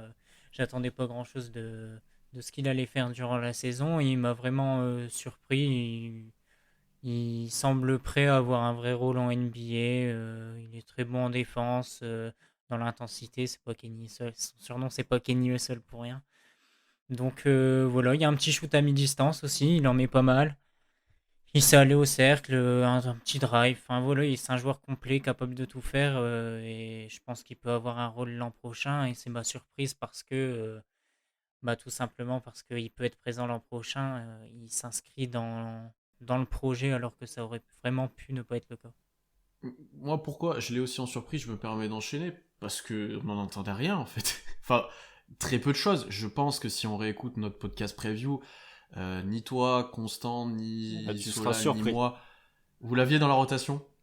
Je crois que je l'avais. Moi, j'ai pas Constant, pour moi, il l'avait. Hein. Moi, alors, Pour moi, il aimait bien. Mais alors c'était un faible rôle, c'était pas dans la c'est pas mesure que... mon. Bah, c'est pour ça, je vais me justifier. C'est pas mon pic justement pour le fait que moi, j'ai réécouté le live qu'on avait fait où il y a eu tous les trades et le passage que j'ai évoqué de Kenrich Williams. Moi, je savais que c'était sans me vanter, attention, hein, mais j'étais plus haut que 95% des gens sur Kenrich Williams. C'est pour ça que je l'ai pas comme pic final de surprise. Hmm. Moi du coup, je l'avais pas dans la rotation, donc c'est pour ça aussi que c'est ma surprise. Euh, Aussi parce que, bah, comme tu l'as un peu dit, Sanson, très efficace, etc. Très bon joueur de rotation. Je pense qu'il peut être joueur de rotation pour toute la suite de sa carrière, qui intéressait beaucoup d'équipes à la deadline d'ailleurs. Mais ce qui est intéressant, c'est que lui a voulu rester à OKC, de ce qui en est ressorti déjà, et que ça serait un autre dépositaire de la nouvelle culture qui se met en place, un espèce de col bleu comme les aime Oklahoma, et ça se voit d'ailleurs, c'est pour ça que Kenny Hustle lui convient parfaitement. Tu vois qu'il est très important dans ce groupe-là, qu'il a un comportement exemplaire aussi, donc au-delà de l'aspect terrain, où bah, il fait des choses très propres, il prend toujours des bons tirs, tu en parlais de sélection de tirs pour Svi tout à l'heure, lui c'est très très propre, il sait se mettre en valeur, il est très intéressant, mais même dans l'aspect comportemental, dans l'aspect rôle au sein de l'équipe, c'est une vraie surprise pour moi, et c'est pour ça que je lui donne ce trophée, malgré que le petit Ty Jerome me tentait beaucoup. Et bah, c'est mon pic. Voilà. Pourquoi? Parce que là, on a parlé de Kenrich Williams. Je plus sois dans votre sens à tous les deux. C'est juste que moi, je le prends pas. C'est un truc personnel, je le prends pas parce que effectivement, j'avais toujours en mémoire son premier pass, enfin sa première saison à New Orleans. Et vous pouvez aller vérifier. Moi, j'étais plus haut sur lui que le reste. Je prends pas Lou Dort parce que j'en parlerai dans une autre catégorie.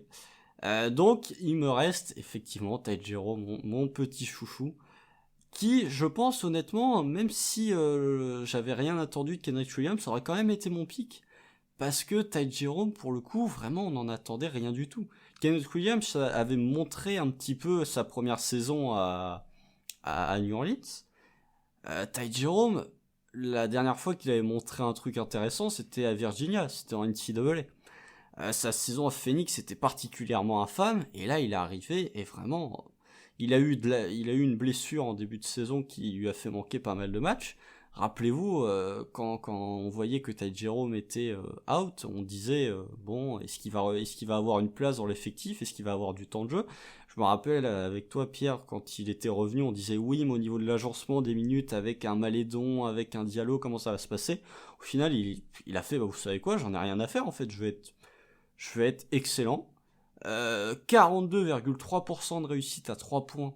Alors qu'il prend des tirs, une sélection de tirs qui est Klay Thompson aussi. Hein. Vraiment de la création, du pick and roll. On a ressorti la stat il y a 2-3 semaines. Il est sur pick and roll, il était meilleur que Stephen Curry en termes de points par possession. Faites ce que vous voulez de cette stat là. Mais non, moi c'est mon pick parce que vraiment joueur qui a performé, c'est l'un des rares qui s'est montré sur la seconde partie de saison de manière positive. Et lui, pour le coup, j'attends, comme Kenrich Williams, je suis impatient d'avoir les deux en sortie de banc l'année prochaine. Mais lui, je pense que vous le mettez dans une configuration du Thunder, comme ce fut le cas cette saison, il est bon. Vous le mettrez dans une configuration l'année prochaine où il sera moins porteur de balle, plus en spot-up. Je suis quasiment sûr qu'il va cartonner tout autant. Donc ouais, c'est ma vraie grosse surprise et c'est mon vrai coup de cœur de cette saison. Sanson, est-ce que t'avais Ty Jerome en second, toi, déjà? Bah, en second quand même, avec devant Malédon. Ouais, parce que bah, comme Constant l'a dit, il a été excellent, que ce soit sur le shoot, sur pick and roll, etc. Et c'est surprenant au vu de ce qu'on attendait de lui. J'ai quand même mis Williams parce que je me projette plus dans l'avenir et je vois plus, pour départager les deux, je vois plus Williams rester longtemps ou avoir un rôle plus important du moins. Je vois plus, enfin, je trouve que le rôle qu'a Williams, c'est plus indispensable à une équipe que Jérôme est plus facilement remplaçable. C'est plus transposable aussi dans une bonne équipe, peut-être ce que fait. C'est ça. Ouais, je comprends totalement. Moi, j'ai Jérôme en 2. Pourquoi je lui ai pas donné? Parce qu'il performe dans la deuxième partie de saison. Ce qui m'embête beaucoup parce qu'on l'a pas vu dans la première partie qui était plus compétitive, donc lui en a profité. C'est ce qui m'empêche un petit peu de le mettre là. Bon, il était blessé, après il était en G-League. Donc c'est surtout ça qui m'a empêché de le mettre là. Pour revenir après à ce que tu as dit, Constant, on n'en attendait rien, oui, mais on savait qu'à un moment il allait être dans la rotation, je pense. Surtout après un trade de Georgie. Après, on ne s'attendait pas à ça. Alors non. Donc voilà, pour moi c'est la surprise. Et ça te fait une transition toute faite, Pierre. On en parlera quand on le comparera à un autre joueur dans la catégorie déception. Voici aussi au niveau de la comparaison avec d'autres joueurs, voilà pourquoi moi je l'ai mis dans ma surprise aussi. Qui sera, vous l'avez compris, ma déception. Oui, du coup, j'enchaîne parce que je sais de quel trophée tu veux parler. On va parler du trophée de la déception que Constant nous tease un petit peu depuis le début parce qu'il a un choix qui n'était pas dans nos propositions sur Twitter. Puisque sur Twitter, on a Darius Bazley en déception à 46,6%, Isaiah Roby à 31,8%, 11,8% pour Poku et 9,8% pour Zvi. Constant, qui tu as toi, avant de parler peut-être de Bazley, qui tu as toi en déception? Eh ben moi, au risque de froisser toute la communauté rouennaise, c'est-à-dire les 3 personnes, les 3 Rouennais qui nous écoutent, la communauté d'une bonne partie des fans du Thunder français aussi, ma déception de l'année, c'est Théo Malédon. Alors, clairement, ça aurait pu être Darius Bazley, mais comme vous allez le prendre, j'avais pas envie non plus de tirer sur l'ambulance. Pourquoi parce que là, elle va être compliquée, j'ai intérêt à me justifier. Pourquoi Théo Malédon est ma déception de l'année? Quand il a été drafté, rappelez-vous ce qu'on disait, c'était un joueur très intelligent, qui avait quand même une certaine expérience, un bon QI basket et qui était capable de créer pour les autres. Qu'est-ce qu'on a vu de Théo Malédon sur les 65 matchs qu'il a joués? On a vu un joueur qui, la plupart du temps, a été extrêmement discret. Et je pense que c'est ça qui fait que Malédon passe le cut dans ma déception et non pas Bazley. C'est que Bazley a beaucoup plus montré, notamment sur la seconde partie de saison, de matchs où il était offensif. Sur les 65 matchs qu'a joué Théo Malédon cette saison, il y en a seulement 30 où il prend 10 tirs ou plus par match. Sachant qu'il y en a 37 où Shea n'a pas joué. Et qu'il y a 49 matchs, Malédon, il a quasiment été titulaire toute la saison, il y a 49 matchs qu'il joue en tant que titulaire. Moi, il y a un vrai manque d'agressivité du côté de Malédon que j'ai envie de sanctionner. Alors oui, effectivement, comme vous avez dit en début de podcast, ils se font dans le collectif, etc. Mais je suis désolé, Ty Jerome s'est montré. En deuxième partie de saison, Ty Jerome s'est montré. Bazley s'est montré, Poku s'est montré, il y a plein de joueurs qui se sont montrés. J'ai pas vu un seul match, allez, peut-être un où il met 33 points, là, je ne sais plus contre qui, où Malédon a vraiment décidé de prendre le jeu, alors que pour moi, il avait largement moyen de prendre le jeu offensif du Thunder. Et dans sa palette de jeu, on le comparait à Tony Parker. Combien de fois on l'a vu faire un float? Non, mais dans le registre, on le comparait à un George Hill. Combien de fois on l'a vu, ne serait-ce que faire un flotteur ou un teardrop? Je suis désolé, Théo Malédon, la plupart du temps de la saison, il s'est contenté à prendre des 3. La plupart du temps, c'était des 3 en catch and shoot ou en spot-up.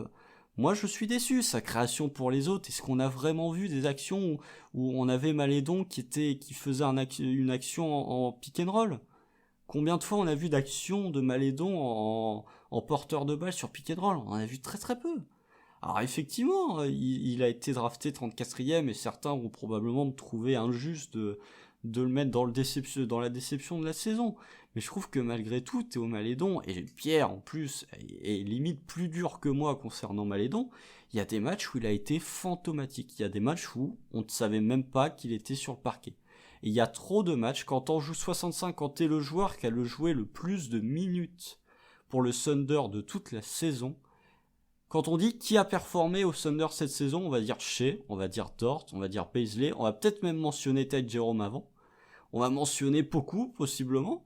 Je pense que quand t'as joué le plus de minutes pour OKC de toute la saison, arriver en 5e ou 6e en disant qui a fait la plus grosse saison pour OKC, c'est trop peu. Et si on cumule un manque d'agressivité et des statistiques, notamment des pourcentages de tirs qui sont vraiment pas fous, un manque de création, ça fait que pour moi, Théo Malédon est pas du tout une surprise, c'est plus une déception de cette saison.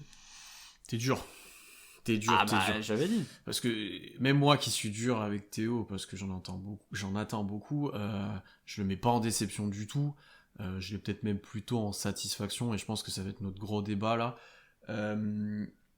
Déjà, la première chose, c'est que Théo, il fait une grosse première partie de saison, notamment quand il passe titulaire, il enchaîne après quelques matchs très intéressants à côté de Shea, etc. Matchs. Oui, mais pourquoi ? Parce que l'effectif de la première partie de saison et son rôle lui convenaient parfaitement. Tu l'as beaucoup mentionné, sur la deuxième partie de saison, beaucoup trop timide, il prend pas assez le jeu à son compte, il se contente parfois de 3 points, on l'a peu vu dans la création, etc. Mais je pense qu'il y a beaucoup de facteurs, alors je le mets en cause aussi, mais il y a beaucoup de facteurs qui sont externes à lui. Le premier, c'est le niveau des joueurs autour de lui. Enfin, Théo, je pense c'est l'antithèse de certains joueurs qu'on a pu voir évoluer au Thunder, dans la compréhension collective, même dans son utilisation. Enfin, je ne vois pas de connexion avec un Bron ou machin, c'est pas possible à mettre en place, il y a trop de différences. Ensuite, sa timidité, ça tu l'as très bien dit, qui fait part de son caractère et qui font de lui un joueur plutôt de complément, comme on le décrit depuis sa draft. Là, tu lui demandes d'être le principal ball handler dans une équipe faible. C'est compliqué, c'est très compliqué en tant que rookie, un des joueurs les plus jeunes de la ligue. C'est très compliqué et c'est le forcer, le détourner de sa zone de confort. J'aime pas trop utiliser cette expression dans les podcasts. Non, cette expression est prohibée. Mais tu vois, c'est le mettre, lui, pour le coup, en difficulté par rapport à un Ty Jerome qui a déjà eu ces rôles-là. Parce que Malédon, est-ce qu'en Euroleague, il avait un rôle de principal ball handler ? Je ne pense pas. Il était très bien entouré. Ty Jerome non plus. En NCAA. Oui, non, mais Ty Jerome en NCAA, c'est pas lui le scoreur principal. Ouais, mais c'est lui qui a la balle en main. C'est lui qui a la balle en main. Pas tout le temps. Je pense qu'il était beaucoup plus concerné que Théo. Il jouait comme un meneur. Mais est-ce que Ty Jerome a eu autant la balle que ça au KC sur la seconde partie de saison ? Il a pas non plus. Et il a eu plus que Malédon, forcément. Oui, voilà. Oui. Mais attendez, je lui ai pas demandé de tourner à 17 points par match sur la seconde partie de saison. Mais faut arrêter, il y a un moment, Malédon, il y a même pas 30 matchs où il met 10 points. D'où À partir du moment où il y a personne, regarde, tu parlais de joueur l'un des joueurs les plus jeunes de la ligue. Très bien, mais Poku il s'est montré, alors que c'est le joueur le plus jeune de toute la ligue. Poku il a tenté des choses. Moi, ce que je demande à Malédon, en fait, le pire truc chez un sportif, c'est même pas de rater, c'est de ne pas essayer. Et ce que j'ai envie de sanctionner, c'est pour ça que j'ai pas mis Paisley en déception, contrairement à vous, c'est que Paisley, sur sa première partie, si on s'était arrêté au break du All-Star, oui, tous les jours, il aurait été déception. Sur la seconde partie, même s'il a été maladroit, il y a 15 matchs à plus de 10 points. Malédon, il y en a 32 à 10 points. Et encore, si vous commencez à passer à 11 points, il y en a 25. Genre, il n'a pas tenté, et j'ai pas envie. Alors, je veux bien que tu sois timide, mais au bout d'un moment, si tu veux être timide, il faut arrêter, quoi. La timidité, c'est aussi un défaut, j'en sais quelque chose. Donc, non, moi, j'ai envie de sanctionner vraiment ce manque d'agressivité, parce que voilà, au bout d'un moment, c'est bien d'être timide, mais montre des choses. C'est ton moment. T'auras peut-être justement aucun autre moment pour prouver que t'es capable d'être autre chose qu'un simple joueur de complément. Montre-toi. Ça, je te rejoins, qu'il y a eu un manque d'agressivité sur la dernière partie de saison, sachant qu'en plus, ça tu l'as bien mentionné, parfois il s'est contenté de tirer à 3 points alors qu'il a été plutôt bon quand il allait driver, quand il était utilisé sur pick and roll, quand il gérait bien le pick and roll, quand il utilisait ses flotteurs, et j'aurais aimé le voir un petit peu plus le faire que des fois juste Ça, pour on le l'a pas presque 3 pas points. vu aussi. Ouais, j'aurais aimé voir plus de ça. Ça par contre je te rejoins. Après sur la création j'ai du mal à être négatif parce que c'est tellement compliqué avec les joueurs autour. Ce manque cette agressivité, je te rejoins. Après, dire que c'est une déception de la saison, c'est dur. C'est vraiment dur. Après, ça dépend des attentes que t'en avais. Moi, je trouve qu'il fait une bonne saison et je l'ai en satisfaction. On va enchaîner ensuite parce que il a confirmé ce qu'on pouvait penser de lui, ce qu'on pouvait espérer en tant qu'année rookie et pour un potentiel futur. Alors, oui, c'est peut-être qu'un joueur de complément dans le futur, mais ça peut être un très bon joueur de complément. C'est peut-être sa destinée. Comment tu te places, toi, Sanson, sur ce débat Malédon? Bah, je vous ai laissé Ouais, ouais. vous battre parce que j'ai un avis entre les deux. Du coup, c'est bien que j'arrive maintenant. Je suis plutôt d'accord avec Constant sur le fait que sa timidité, dans une année comme ça, surtout, c'est assez dommage parce qu'on aurait pu le voir plus performant balle en main sur pick and roll, comme l'a dit Constant, être vraiment plus agressif, même surtout en début de saison, on le voyait aller au double pas timidement, il se faisait contrer à chaque fois, ou il a même raté des dunks tout seul, il y a, je sais plus du tout le match, c'était en première Minnesota. partie de Mm. saison. Bah voilà, contre Minnesota, où il rate deux dunks tout seul, là. Et bah voilà, ce manque d'agressivité, je suis d'accord avec Constant. Après, je rejoins Pierre sur le fait que bah, c'est un joueur qui n'a pas besoin de se montrer, en fait. C'est pas le genre de joueur qui va scorer. C'est sûr que ça va pas être une star en NBA ou à moins qu'il se développe énormément. Mais bah, je suis pas du tout inquiet pour son avenir. En fait, il a montré que c'était un shooter plus que correct à 3 points et qu'il pouvait en mettre quand il fallait. Il Ouais, a mais montré encore que. Vas-y. sur ça, encore une fois, tu vois, il est à 33,5% à 3 points. Ouais, mais c'est S'il sa avait, première s'il année en avait, NBA. oui, non, mais je suis d'accord, mais t'as quand même, s'il avait été par exemple à 37 ou 38%, j'aurais été moins critique. On est d'accord que Malédon, au moment où il est drafté, Pierre, on le décrit plus comme un joueur capable de rentrer ses 3 en spot-up, ou en catch and shoot. C'est plus un shooter limite qu'un créateur sur pick and roll, ça je suis d'accord. Mais ces 3, il les a pas rentrés non plus avec très régulièrement. C'est quand même C'était pas inconstant. décevant. Il y a eu des très grosses périodes où il tournait à 40% sur des séries de matchs et tout, et après il y a eu des moments où il est passé à côté. En tout cas, pour moi, son tir à 3 points, c'est pas une déception non plus. Et Non, du coup, bon, on peut dire que c'est neutre, enfin, que c'est pas un problème en tout cas, ni une qualité. Mais là où je suis pas du tout inquiet, en fait, c'est parce que je me projette vraiment sur l'avenir. Et du coup, dans un collectif, comme on l'a vu en début de saison, bah, il est capable de faire vraiment le taf en étant correct en défense, en lâchant la balle en attaque, en faisant les extra passes. Il va devoir progresser sur son explosivité. Il aura tout l'été pour ça et les étés suivants. Là, c'est son explosivité et son manque d'athlétisme, si on peut dire ça comme ça. C'est un petit défaut, je trouve, sur lui, mais je suis pas inquiet pour ça, en fait. non, mais encore une fois, et un autre point qui m'a fait le mettre en déception, contrairement à vous qui avez probablement mis Baisley, je n'ai pas vu de différence entre Théo Malédon quand il évolue à côté de Shea et quand il évolue à côté de Zvi ou de Ty Jerome ou de qui vous voulez. Ah, moi, j'ai Pour vu moi, une énorme différence. bah, moi en termes d'agressivité, je l'ai pas vu. Pas d'agressivité, mais dans son utilisation, dans son rôle. Et il était dans un rôle qui lui convenait mieux. Oui, dans son rôle, mais ça, c'est pas tant le joueur que le travail du coach. Oui, mais après je suis d'accord avec toi qu'il n'y a pas eu une énorme différence d'agressivité. Contrairement à Baisley, il y a eu une différence. Oui, ça c'est sûr, ça c'est sûr. Pour prendre l'exemple d'un autre Français qui est discret, Nicolas Batum, quand on le voyait à Charlotte dans une équipe de merde, il savait pas jouer. Enfin, j'abuse, hein, mais il Bah, était si c'est beaucoup joué aux moins. Clippers, là. Et bah, aux Clippers, il fait quand même son Non, taf c'est une de. blague, c'est une blague. Tu m'as fait peur. Il fait très bien son taf de facilitateur. Et Malédon, ça va être un. Je pense que quand il s'affirmera en NBA, ça va être un rôle comme ça. Bon, là, ce sera à la main, mais ce sera pas un joueur scoreur, mais ce sera un joueur qui va faciliter le jeu et qui sera jamais négatif pour l'équipe. D'ailleurs, je pense pas que Constant ait des doutes pour son avenir en soi. C'était juste un petit point négatif sur Théo. Non, mais non, j'ai pas de doute sur son avenir. Je pense que ce sera, pour moi, je pense, c'est peut-être un peu trop tôt pour le dire, mais je pense pas qu'il ait un niveau de starter NBA. Surtout meneur, hein, où la concurrence depuis une bonne dizaine d'années ne fait que croître. Je pense que ce sera un excellent joueur en sortie de banc. Je pense qu'il sera capable de jouer sa petite 25-30 minutes en sortie de banc dans une équipe compétitive où il rentrera ses tirs, où il aura moins de responsabilités. Peut-être même pas du tout de responsabilité à création. Plus un tireur en spot-up. Ou en tout cas, voilà, on n'attendra pas de création à la main de Théo Malédon comme on peut attendre de la plupart des meneurs NBA. Non, mais je n'ai pas de doute sur son potentiel. Je serai un très bon joueur de complément. Néanmoins, j'avais envie justement de dire que, gars, t'avais 35 matchs pour montrer que tu pouvais être autre chose qu'un joueur de complément. Tu l'as pas fait. Bah, l'année prochaine, évidemment que t'auras pas plus de tirs. Mais pour moi, c'est pas dans sa mentalité de se montrer comme ça.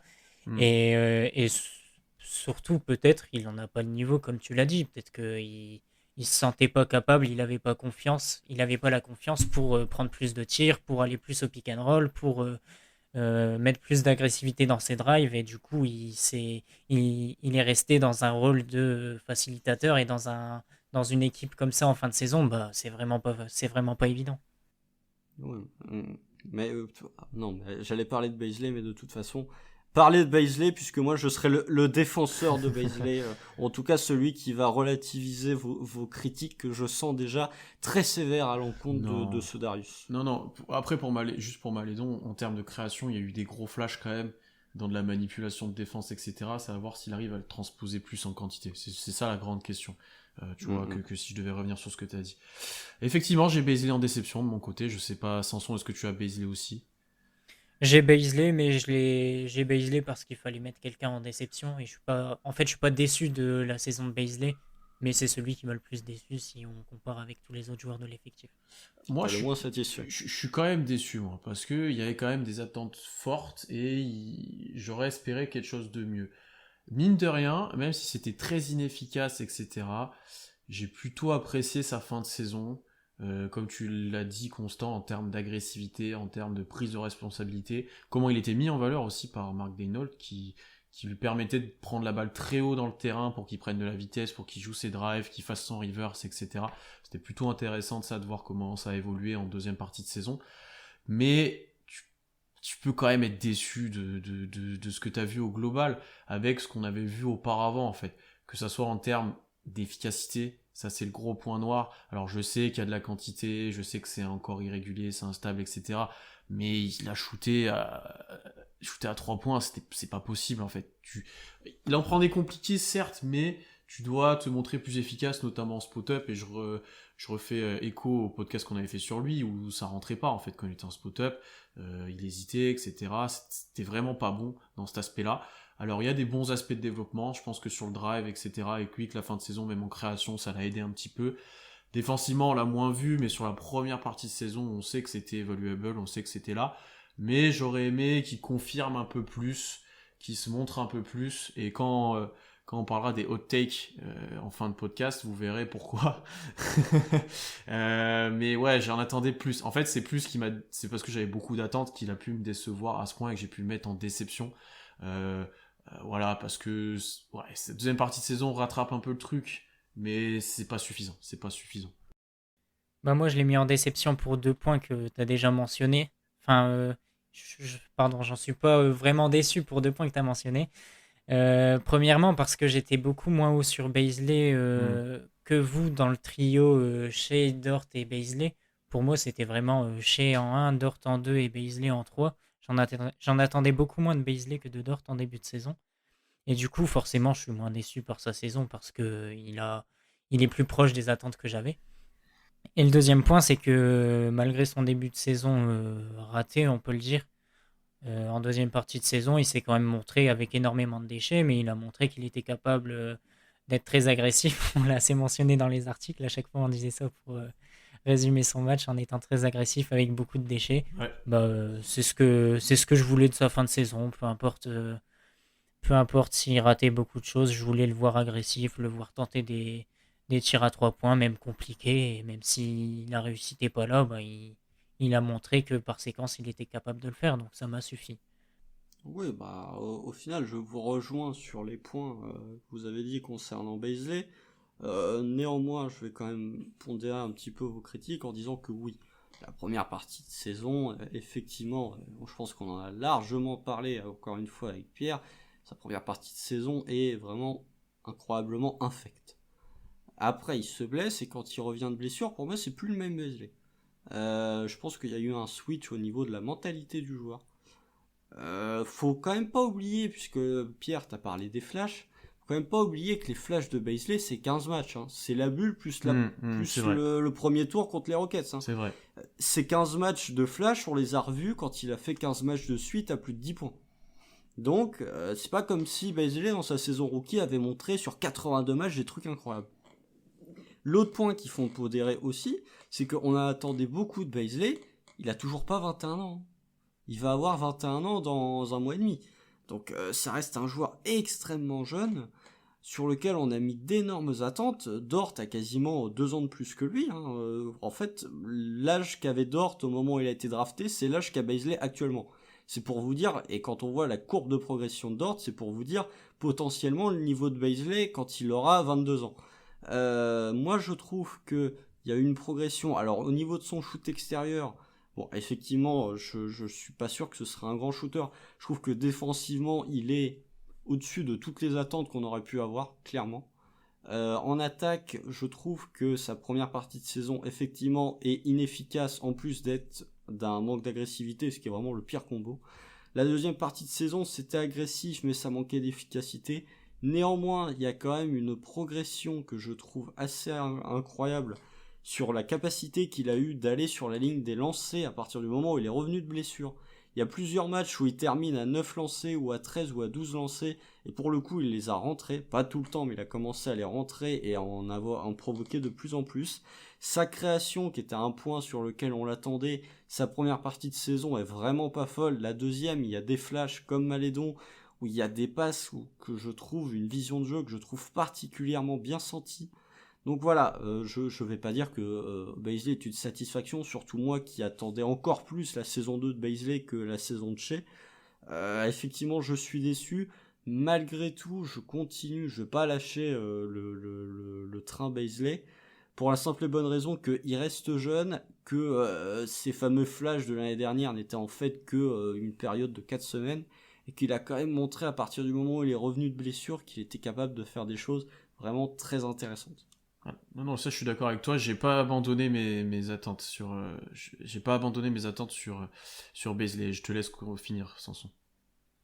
Ouais, j'aimerais rajouter un petit point sur le fait que c'est une petite déception pour moi. C'est que il a été meilleur en deuxième partie de saison, mais dans une équipe où, enfin, on l'a déjà dit, c'est pas une équipe de NBA, ou en tout cas de niveau NBA. Et du Ouais, mais coup, c'est peut-être moins j'aimerais. facile Tiens, on parlait de Robbie là en début de podcast en disant Robbie a cartonné parce que il se fondait avec des bons joueurs en deuxième partie de saison, il a galéré. Bazley, c'est peut-être plus difficile de réussir à faire des bonnes performances dans une équipe où il y a personne aux alentours, plutôt que de faire des bonnes performances quand t'as Shea autour de toi. Bah moi, je pense l'inverse, tu vois. Pour Bah dans moi, ce cas-là, le fait Robbie qu'il est une écarte. déception. Ça J'allais en va à parler juste l'inverse de ce après qu'on a d'ailleurs. dit en Mais début.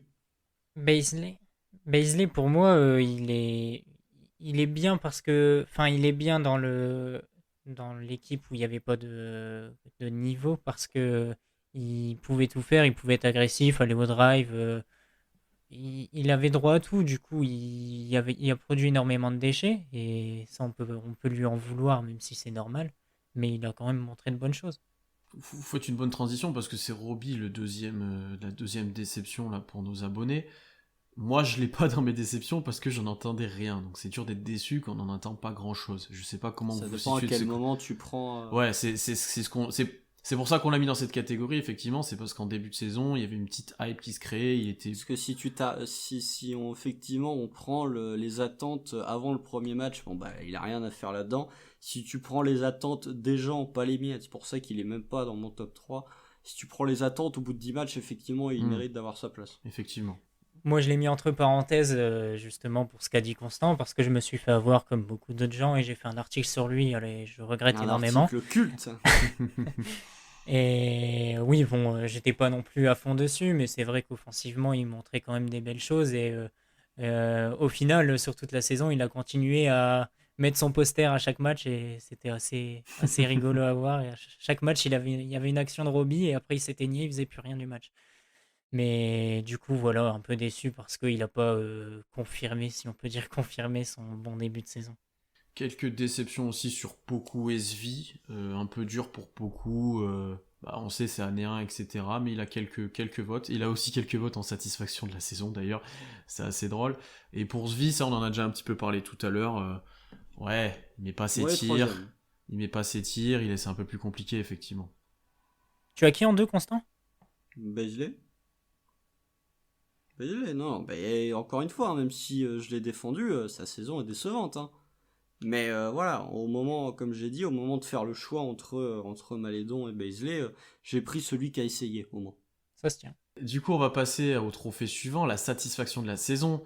Et là, du coup, le plébiscite de nos abonnés, c'est Théo Malédon pour 48%, 48,8%. Juste devant Lou Dort, 41,8%. Poku à 7,5 et très peu de votes pour Orford. On a déjà beaucoup parlé de Malédon. Moi, je l'ai aussi en satisfaction. Je sais pas toi, Sanson. Non, j'ai pas Malédon. D'accord, donc je vais vous laisser la parole. Moi Est-ce que vous avez Lou Dort alors qui était le deuxième, Ouais, moi deuxième favori? j'ai Lou Dort parce que déjà en début de saison, dans l'article preview, j'avais mis Dort en joueur à suivre. Du coup, joueur à suivre, il a été satisfaisant, ça colle. Il a été bien meilleur à 3 points que ce qu'on attendait, même si c'était très très très très irrégulier, avec des passages à plus de 40% et des passages à moins de 30%. À plus de 3%. Et il y a aussi ces perfs fantastiques comme à Utah où il met 42 points et il montre qu'il est capable de faire plus que du catch and shoot en attaque en étant très agressif, en jouant sur pick and roll, en allant au drive, en allant chercher des lancers, avec un petit shoot en sortie de dribble, à 3 points, à mi-distance. Enfin, il a montré vraiment beaucoup plus que ce que j'imaginais offensivement. Et défensivement, on peut juger que la première partie de saison, mais en première partie de saison, il a été assez extraordinaire quand même. Il s'est pris une sauce sur Zach LaVine. Il a dû en prendre d'autres, mais globalement, il a quand même été exceptionnel en défense et Il sera dans même une defensive. Hein. Ah, il y a moyen, ouais. en fin de saison, je pense pas. Il a la réputation. Si, il a la réputation du défenseur. Maintenant, ça y est. Vous regardez sur les prévisions de certains insiders, notamment d'ESPN. Dort maintenant a la réputation qui fait que certains joueurs ne méritent peut-être pas forcément, notamment un certain joueur qui joue du côté de Miami, un autre qui joue du côté des Clippers, qui pourrait finir dans une first, qui sont des défenseurs tellement moins forts que ce qu'ils étaient il y a 3-4 ans, et qui ont la réputation du défenseur qui sont dans une defensive. Dort a déjà la répute que n'ont pas certains joueurs et qui fait que pour moi, qui sera probablement dans une second. Il y sera peut-être, mais en tout cas, personnellement, moi je l'aurais pas mis parce que déjà il a raté beaucoup de matchs et comme je l'ai dit pour chez en MVP, c'est quelque chose qui m'embête quand on rate beaucoup de matchs. Et après, en fin de saison, il n'a pas été important non plus en défense et il est dans la pire équipe défensive de la ligue, en tout cas sur la deuxième partie de saison. Donc moi je l'aurais pas mis, mais je comprends qu'on puisse le mettre. Pourquoi j'ai pas Dort, moi, et plutôt Théo trop d'irrégularité dans ces séries, dans son tir encore. Alors, globalement, on en a déjà dit, le pourcentage est correct, il y a eu des très bons passages. Mais ces petits points négatifs, j'aurais aimé un peu plus de régularité. Et ensuite, non, je l'ai pas parce que je préférais mettre Théo aussi. Après, il n'y a pas forcément de critères. Parce que, comme j'ai pu commencer de le dire, je trouve que Théo a bien répondu à ce qu'on attendait de lui. Une première saison, je pense, compliquée pour lui aussi. On sous-estime un petit peu vu le contexte, etc. Il a montré quand même des bonnes choses, même si on est dur avec lui. Et je trouve que son titre est plutôt mérité. Je le préfère en satisfaction qu'en surprise, par exemple, aussi, parce que il correspond aux attentes, on va dire, à peu près. C'est pour ça que je l'ai là. On a très peu parlé de Poku.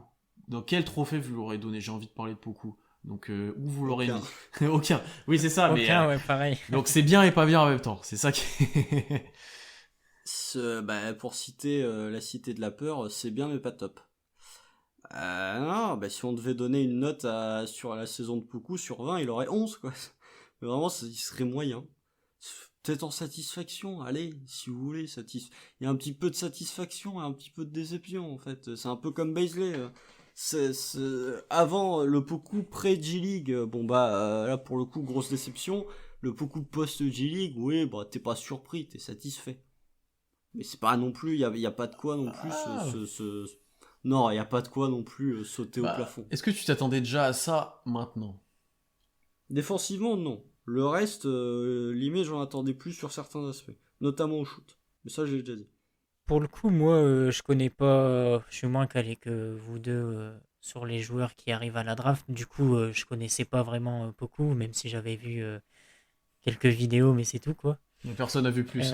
Personne n'avait vu les matchs, hein, ils n'existaient pas. Donc, t'avais vu autant que tout C'est le ça, monde. mais En fait, il n'existe pas en Grèce. Ouais. Du coup, j'avais pas d'avis concret sur lui et on n'arrêtait pas de répéter qu'il faudrait être patient avec lui, etc. Et du coup, il faut être patient avec lui, tout simplement.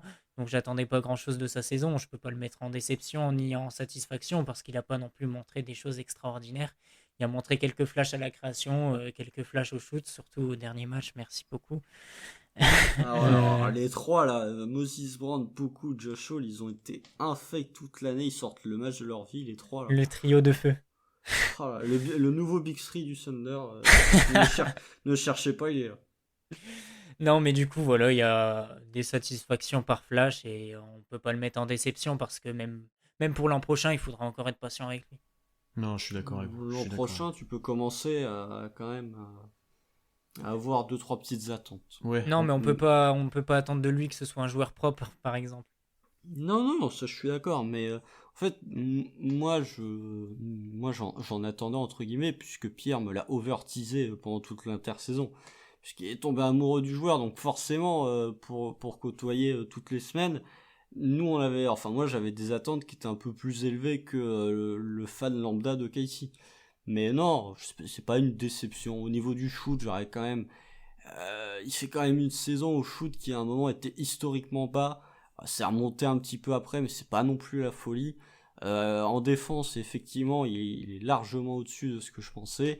À la création, il a montré 2-3 flashs et c'est même moi qui ai écrit cette rubrique-là à un moment. On voit bien qu'il y a une différence, notamment collectivement, quand Poku est sur le parquet, quand Poku n'est pas là. Quand il est là, ça tourne beaucoup mieux. Alors ça se traduit pas par des assists, par un nombre d'assists incroyable. Mais tu sens quand même qu'OKC tourne mieux quand Poku est là. C'est un facilitateur de jeu pour les autres. Mais oui, non, c'est pour ça on le met dans aucune catégorie parce que sa saison est moyenne au final. Et on vous invite juste sur Poku à écouter le podcast qu'on a fait très récemment sur lui, sur son déjà jeu. écouté. Et si vous l'avez déjà écouté, vous êtes parfait. Dernier trophée, un qu'on a un peu plus créé pour l'occasion, c'est le joueur que l'on va plus regretter après cette saison, sachant qu'ici on a aussi un petit peu prévu les départs très très probables d'Orford et de Muscala. On avait nommé dans la catégorie Diallo, Hill, Orford et Muscala, et c'est Diallo au grand dame de Constant qui a remporté le suffrage avec 56%. Vous serez surpris du choix. Hein. Oui. Orford deuxième à 26%. Je vais commencer pour une fois. Moi, je le donne à Mike Muscala. Pourquoi? Alors, parce que tu seras tout seul, c'est pour ça que tu as commencé. Oui, je sais. Et pourquoi je donne à Mike Muscala? Les autres joueurs vont me manquer aussi. Bon, George Hill peut-être moins, mais Diallo et Orford un petit peu.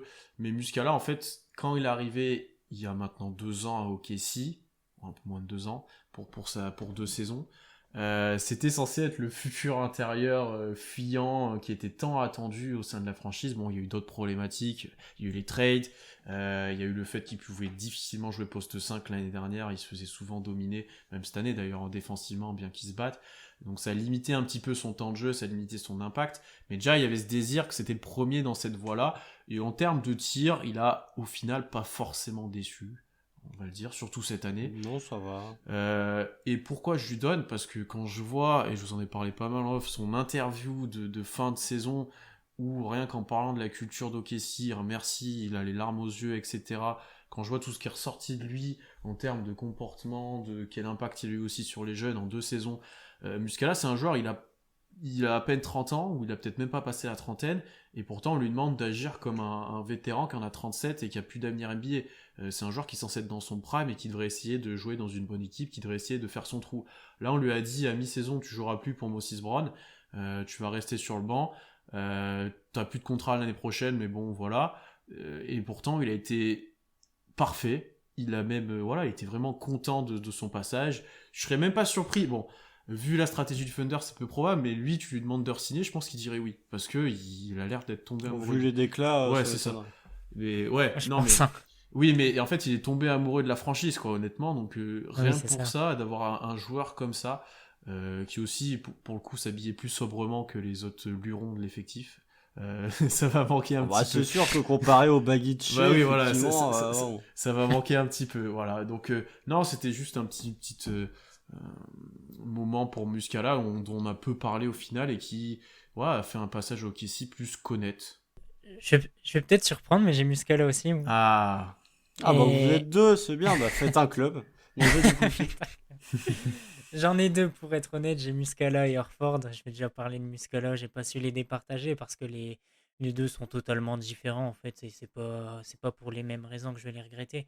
Muscala, déjà pour parler du jeu, moi je le trouvais pas si négatif que ça en défense. Bon, il se prenait son poster par match, mais c'est vrai qu'il était un peu léger et c'était compliqué pour lui, mais comme Pierre l'a dit, il se battait et il faisait au mieux. C'est vraiment le type de joueur que j'aime et la mentalité que j'aime à être très humble et se battre pour l'équipe sans rien dire, que ce soit sur le terrain ou en dehors du terrain.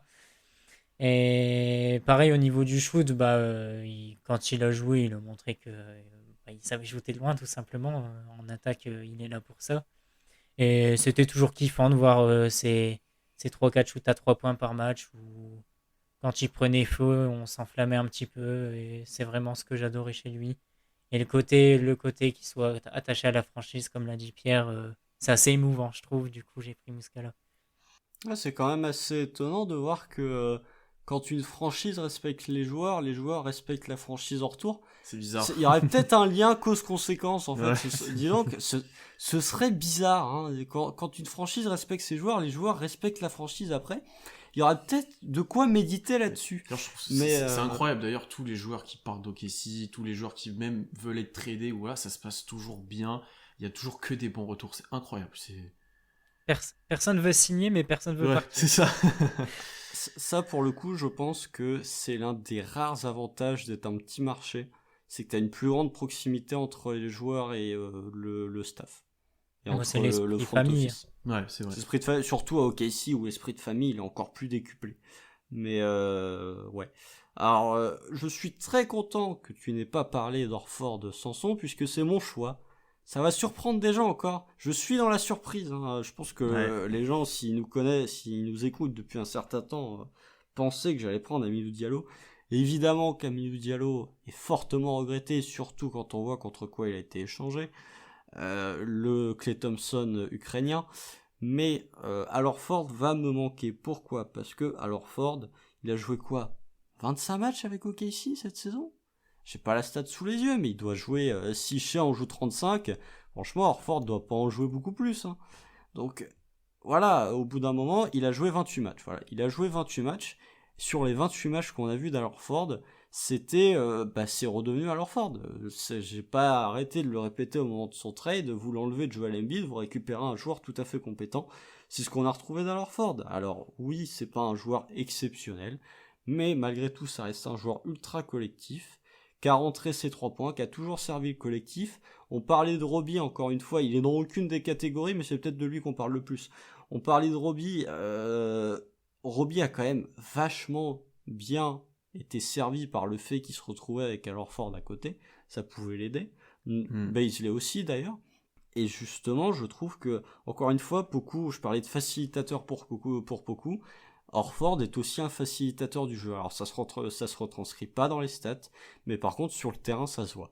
Et c'est un joueur qui va me manquer parce que lui aussi est resté hyper classe au niveau de la franchise. Vous l'avez pas entendu faire un seul truc de travers. Quand il a été mis de côté, je pense que il était content d'être mis de côté et quand même être payé 28 patates par an.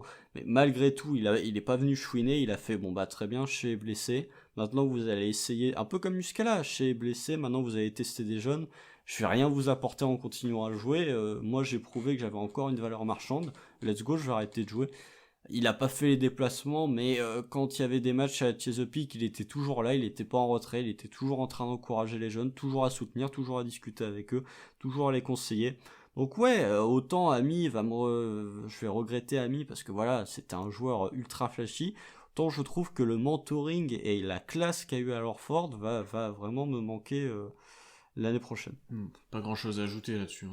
Je te rejoins totalement. Et juste pour Diallo, c'est que tu perds un de tes prospects récents sur lequel tu avais une petite hype, surtout après son début de saison qui était plutôt très bon. Voilà, après le trade on valide ou pas, mais effectivement les gens ont fait un choix logique en lui donnant ce trophée là, c'est sûr. Oui, parce qu'il était attachant en plus. Ouais.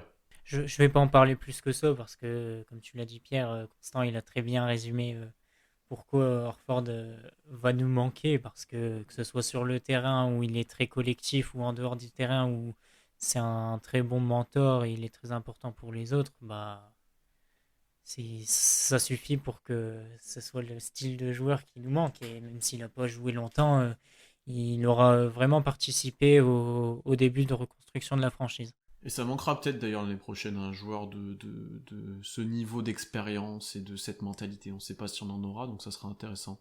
C'est vraiment important ce genre de joueur pour reconstruire une franchise, je trouve. Et c'est vraiment sous-estimé à mon goût. Peut-être, ouais. Surtout dans une reconstruction d'avoir un ou deux cadres qui accordent ça. Bon, c'est dur à trouver, mais... Bien que l'an dernier, la reconstruction n'était pas vraiment lancée, mais Chris Paul, il a vraiment changé chez... Ouais, mais là, on parle de l'élite dans l'impact. Là. Non, mais Chris Paul, il a encore mentionné en conférence de presse. Hein. Il y a eu les conférences de presse d'après-saison. Là, il y a Bazley qui est passé. Il a été interrogé sur Shai, sur la progression, justement, on en parlait tout à l'heure, la progression du leadership de Shai. Bazley a encore dit, Chris Paul l'année dernière a fait un taf monstrueux sur l'évolution de Shai. Chris Paul, il va avoir passé une saison à OKC. Le mec va avoir eu un impact considérable sur la franchise, quoi. C'est incroyable. C'est phénoménal l'importance du leadership sur les jeunes, de toute façon. Enfin, là, même si, même si Horford, il n'est pas resté longtemps, il aura. Je suis sûr que tous les jeunes qui ont joué cette saison, ils se sont inspirés de lui et ça va leur servir pour leur carrière. Puis d'ailleurs, Diallo aussi, pour dire pourquoi les gens vont peut-être le regretter, c'est que c'était le dernier joueur de l'ère de Westbrook, d'ailleurs. C'est assez drôle, mais depuis 2 ans, il n'y a plus aucun joueur avec qui Russell Westbrook a joué au Oklahoma.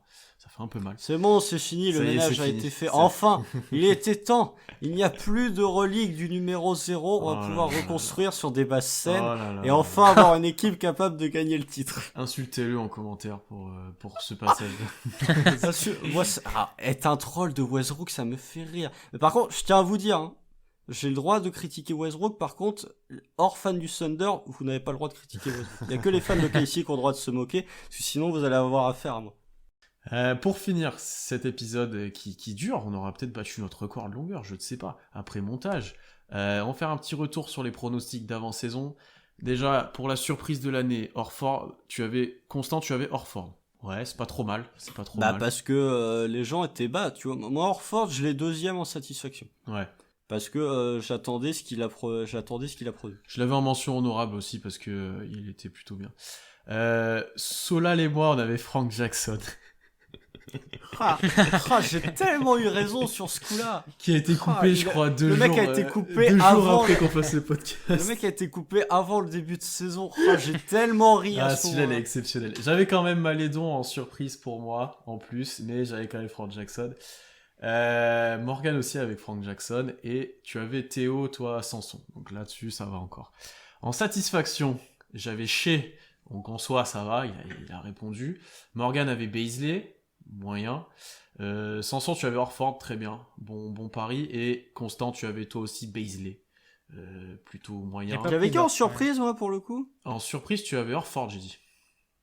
Ah, je crois que c'était satisfaction. Non, t'avais Baisley. Et Solal avait Malédon.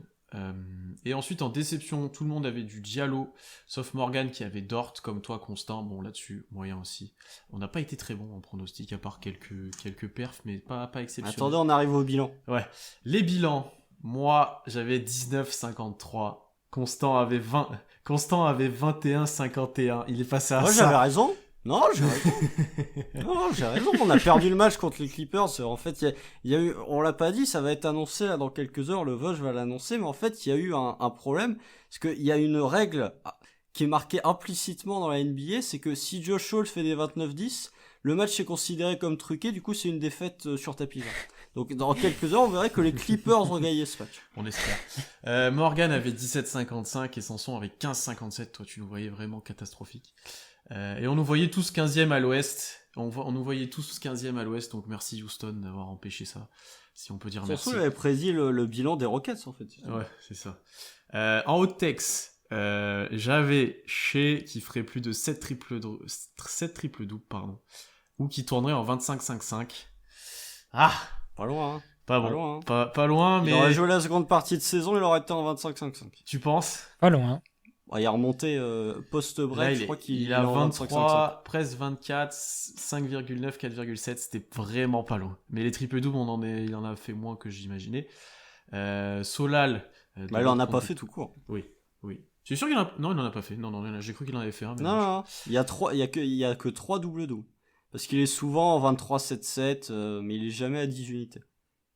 Solal avait Baisley qui va suivre la courbe de progression de Giannis et qui a un plafond à 23,95. Pas cette année, mais dans le futur. Bon, moyen. Un peu tôt. Écoute, attendez. La saison sophomore de Giannis, c'est 12 points, 6 rebonds, 2 passes. Bon, par contre, à 49% au tir. Mais Baisley, il est en quoi? Il est en 13-7-2? Quelque chose comme ça. Attends, la saison rookie de Baisley, il est en 13-7, 1,8. Là, il a 13-7-2, effectivement. Ouais, effectivement. Donc, pourquoi pas. Il y a moins de pourcentage au tir, par contre, mais au niveau des stats brutes, c'est les mêmes. Et toi, Constant, tu avais Baisley s'affirme comme un prospect à un potentiel All-Star. Genre, il aura le niveau All-Star un jour. Bah... C'est pas foutu. C'est pas Bah, foutu. Écoute, c'est pas foutu. Et t'en as oublié une de tes prédictions aussi. Et tu avais Shea aussi, toi, qui allait faire des triples-doubles, si je me trompe 5. pas. Ouais. Mais du coup... Si, toi, oui, t'avais la ma prédiction, de Shea, effectivement. Et ta deuxième, c'était 4 joueurs marquent plus de 30 points, et il y en a 3. Et sachant que beaucoup sur le dernier match de la saison termine à 29 points. Non, là je suis deg. C'est comme moi avec le bilan, en Ouais, fait. là je suis deg parce que elle était intéressante, elle était marrante celle-là et c'est presque passé. Il est mérité quand même. Hein. Ouais, il manque un lancer Bah, franc. pour le bilan, Popo. il est mérité aussi. Dans l'idée, on est bon. Messieurs, merci à vous d'être venus. C'était un plaisir de débriefer cette saison avec vous. Pour ceux qui sont encore là, qui ont écouté en entier, merci à vous, merci d'avoir écouté. Abonnez-vous partout au podcast War Thunder sur toutes les plateformes d'écoute. Abonnez-vous aussi à la chaîne YouTube et à la chaîne Twitch parce qu'on va faire pas mal de lives pendant cette intersaison, notamment un live loterie qui s'annonce encore plus épique maintenant avec les positions d'OKC. Donc abonnez-vous à Twitch, abonnez-vous à YouTube, laissez aussi 5 étoiles, laissez des commentaires partout, c'est toujours un plaisir d'interagir avec vous. On vous remercie d'ailleurs pour toute la saison passée à nous suivre et toute la saison passée avec nous, parfois pendant des matchs sombres, j'ai envie de dire, des matchs pas très agréables à regarder. Donc merci à vous de votre soutien. On vous prévoit encore plein de choses cet été, on va arriver avec de nouveaux projets aussi, voilà, donc on se retrouve très vite, dès la semaine prochaine, pour un live où on va faire une grosse FAQ de fin de saison, donc préparez vos questions, à bientôt. Et bon playoff quand même si on n'y est pas, bon playoff, salut. Ah ouais, ça va bien. Salut. Merci à vous et bonne intersaison surtout parce que les playoffs, c'est pas pour nous.